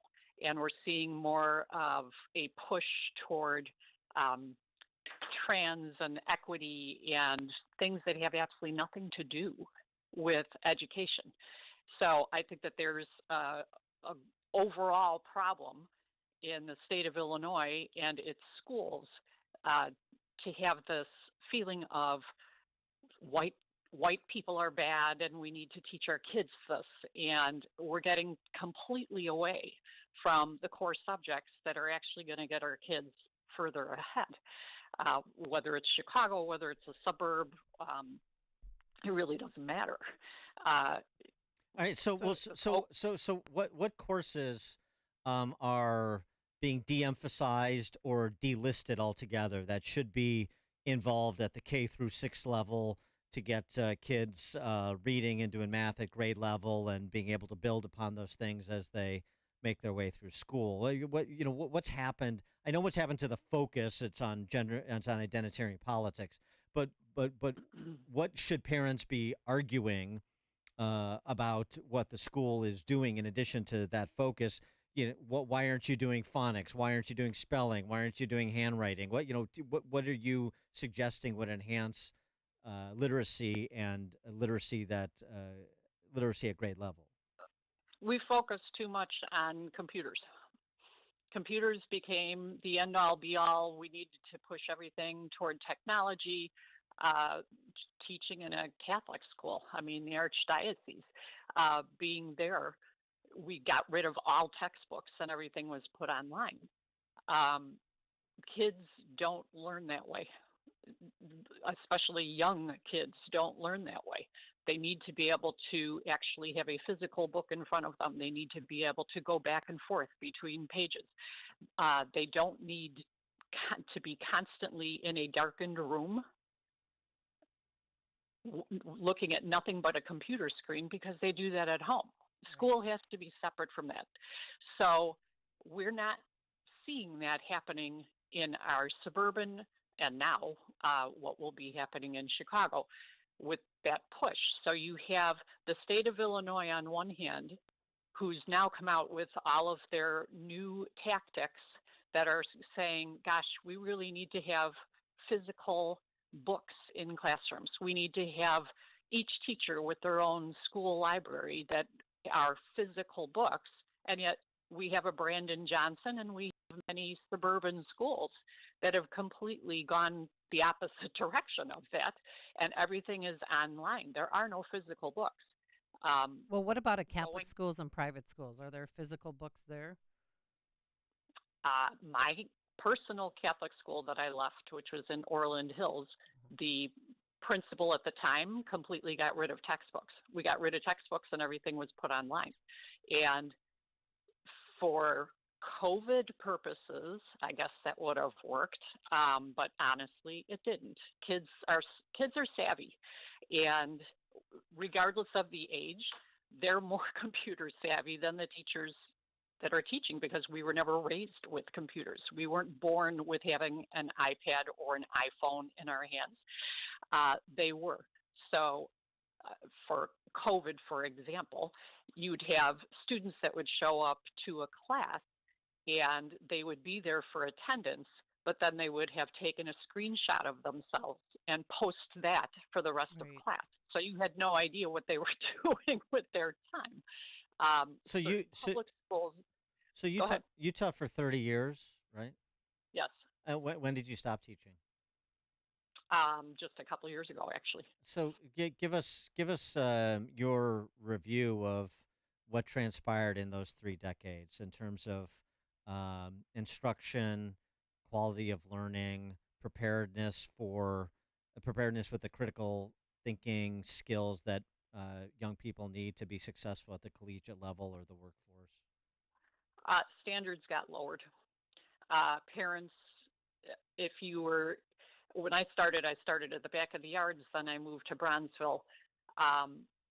There are areas that were at that particular time, you're talking the 90s, they were depleted, as Mayor Johnson would say. They were depleted. The parents actually more in Hedges, which is where I started, back of the yards, it was Hispanic, and their parents were involved, but you had the problem of the bilingual, where I would have to have a student sitting beside me translating for me because the English wasn't there. Their child was first-generation American. And sometimes you were lucky at the translation, and sometimes you weren't, depending on if they were in trouble or they weren't. When you went to Bronzeville, I was teaching with children who, second grade, were reading at a maybe kindergarten level. It was a special program that was started. We only had 17 kids trying to raise their scores, but me being one of the only white teachers in a Bronzeville school, the parents initially were suspect. It took a couple years for them to understand, I'm really with you, I'm not against you. But they didn't push education, and a lot of times, quite honestly, even if we were having after school, let's meet with the parents, let's meet with grandparents, who were oftentimes the ones that were taking care of their kids, it was their illiteracy. It was generational illiteracy. So a lot of the things that the state of Illinois is now pushing is for a literate household. Books on the shelves, reading to your kids. Well, that's great if you live in a suburb where the parent is at least high school educated and they can read a picture book to their children. But if you have generational literacy, you're not going to have that. So in the suburbs, I mean, I understand that. It's a vivid description of what's happening and what has been happening. But so why do you think that, like, some of those Tony suburban schools that have these reputations that I describe as no longer being warranted, the Downers Grove high schools, Naperville high schools, Barrington, they have reading at grade level scores below 70, some below 60. Yep. And I think that would shock people in those communities to learn that. So why do you think that is? That tests just got harder, or something else is happening? No, I don't. I personally, they're over-testing kids, giving them at least quarterly tests and then expecting them to jump for a state test at the end, toward the end of the year or in the spring. we're over testing, and that's part of the problem. And then they start tuning out. Another part of the problem is having these online companies like IXL, where students have to bring their headphones and they listen to a text being read to them while they're supposedly reading along, and then they get a list of questions. They tune out. It's not engaging. They're used to being on a computer screen as it is. So you're losing the teacher actually being the person that's engaging the student. And it's a tragedy to me, because I didn't start out my teaching career that way, but over time you start seeing more and more of this technology that's coming in. And Common Core started that whole thing. So, essentially, what you're saying, it dulls the senses and de-animates their interest in learning. Correct, because if all you're doing is you're spending 6 hours at school on a computer, and then you go home and you're playing video games, what's the point? There's no human interaction. So what's lacking to me is that teacher that is going to engage the way teachers used to do, where you would read chapter books aloud to kids and you would leave them at a cliffhanger so that the following day the kids couldn't wait until you continued reading the next chapter, regardless of the book. It's the teacher that's taking themselves out or being told to take themselves out. I don't honestly think that teachers really want this. They're being dictated that this is the way that this is going to go. So they kind of deal with it as, oh gosh, this is going to be another thing that'll last for 2 years, and then it'll be out the window. And the suburbs are notorious for going on bandwagons. And yeah, tell me about it. Yeah. They spend the millions of dollars for a bandwagon program because a principal went off to some sort of workshop someplace, and we're going to buy into this, and they can, because they've got the tax dollars to do it. It's so funny too, because you're commoditizing this project, this product. You're commoditizing education for all the little special Johnny and Jennies. You know, all the special special kids. You know, to hear the parents talk about them, they're so bright, and then you commoditize this most important product. Correct. Amazing. Yeah, it's all who knows who. I mean, why on earth in the 90s were we using the Iowa state test? I mean, we live in Illinois. So what was the point? You know that better somebody, schools in Iowa. Yeah, maybe that was it. Yeah, well, possibly, but you know, when you're asking a second grade student about sculling, and you're in the inner city of Chicago, they have no idea what that is. Yeah. So unless the textbook is going along with the test that's being given, you're not actually, what exactly are you testing? So there's a whole range of things, but suburban monies that are being used by the millions to get new textbooks or new programs, I will now call them, because most of them don't use textbooks. New programs, because this is going to be the bee's knees and it's going to raise our test scores, and they use it for a year, maybe two, and then it's scrapped. Let me give you an example. So my husband is an electrician. He's working in schools, and I volunteer at Project Hood. So the school was getting rid of perfectly good textbooks because everybody is moving over to being online, and they were just in piles. And I know Pastor Brooks, and I'm like, hey, I worked with you after school. I know that you're wanting to start your own boys' school eventually. The school's just dumping these books. Contact them and see if you can get a hold of them for free. If they're going to throw them out, why not just use them for your own purposes? They ended up throwing them out. And it's like, okay, so you're talking millions of dollars of textbooks. Oh, and if our kids can't clogging learn, the landfill too, it's not very climate conscious of them. If our kids can't learn, nobody learns. Nobody will learn. That's the pronouncement. Oh, boy. It's not funny, but. The rationale for this, to me, is, I mean, we can't make any. Can't make any look. Don't make anybody look bad. Don't make anybody look bad. We can't have schools that are doing better than other schools because Absolutely. it's not equitable. Absolutely. So. Yeah. Let's all live in the dark. Erin Geary is a teacher for 30 years, as she was describing, writer, consultant, mother, wife, and volunteer. She writes at commonfolk365.substack.com, commonfolk365. Erin Geary, thanks for joining us. Appreciate it. Thank you. Thank you. And she joined us on our turnkey.pro answer line. There's only one radio show in Chicago talking about today's biggest stories and telling you what they really mean. That show is this one, Chicago's Morning Answer on AM 560, The Answer. Do you really want to take shots the rest of your life just to lose weight? NJ Diet's typical results are twice as fast as weight loss injections without any of the side effects. Plus, you learn proper portion control and develop healthy eating habits for the rest of your life. By the end of NJ Diet's 40-day program, you will lose 20 to 40 plus pounds, contractually guaranteed. You will lose the weight and keep it off the natural way. NJ Diet uses your hair, saliva, and blood work, along with scans, to personalize natural solutions and supplements that get your body into the fat-burning zone. Then, NJ Diet uses your DNA info to help you keep the weight off.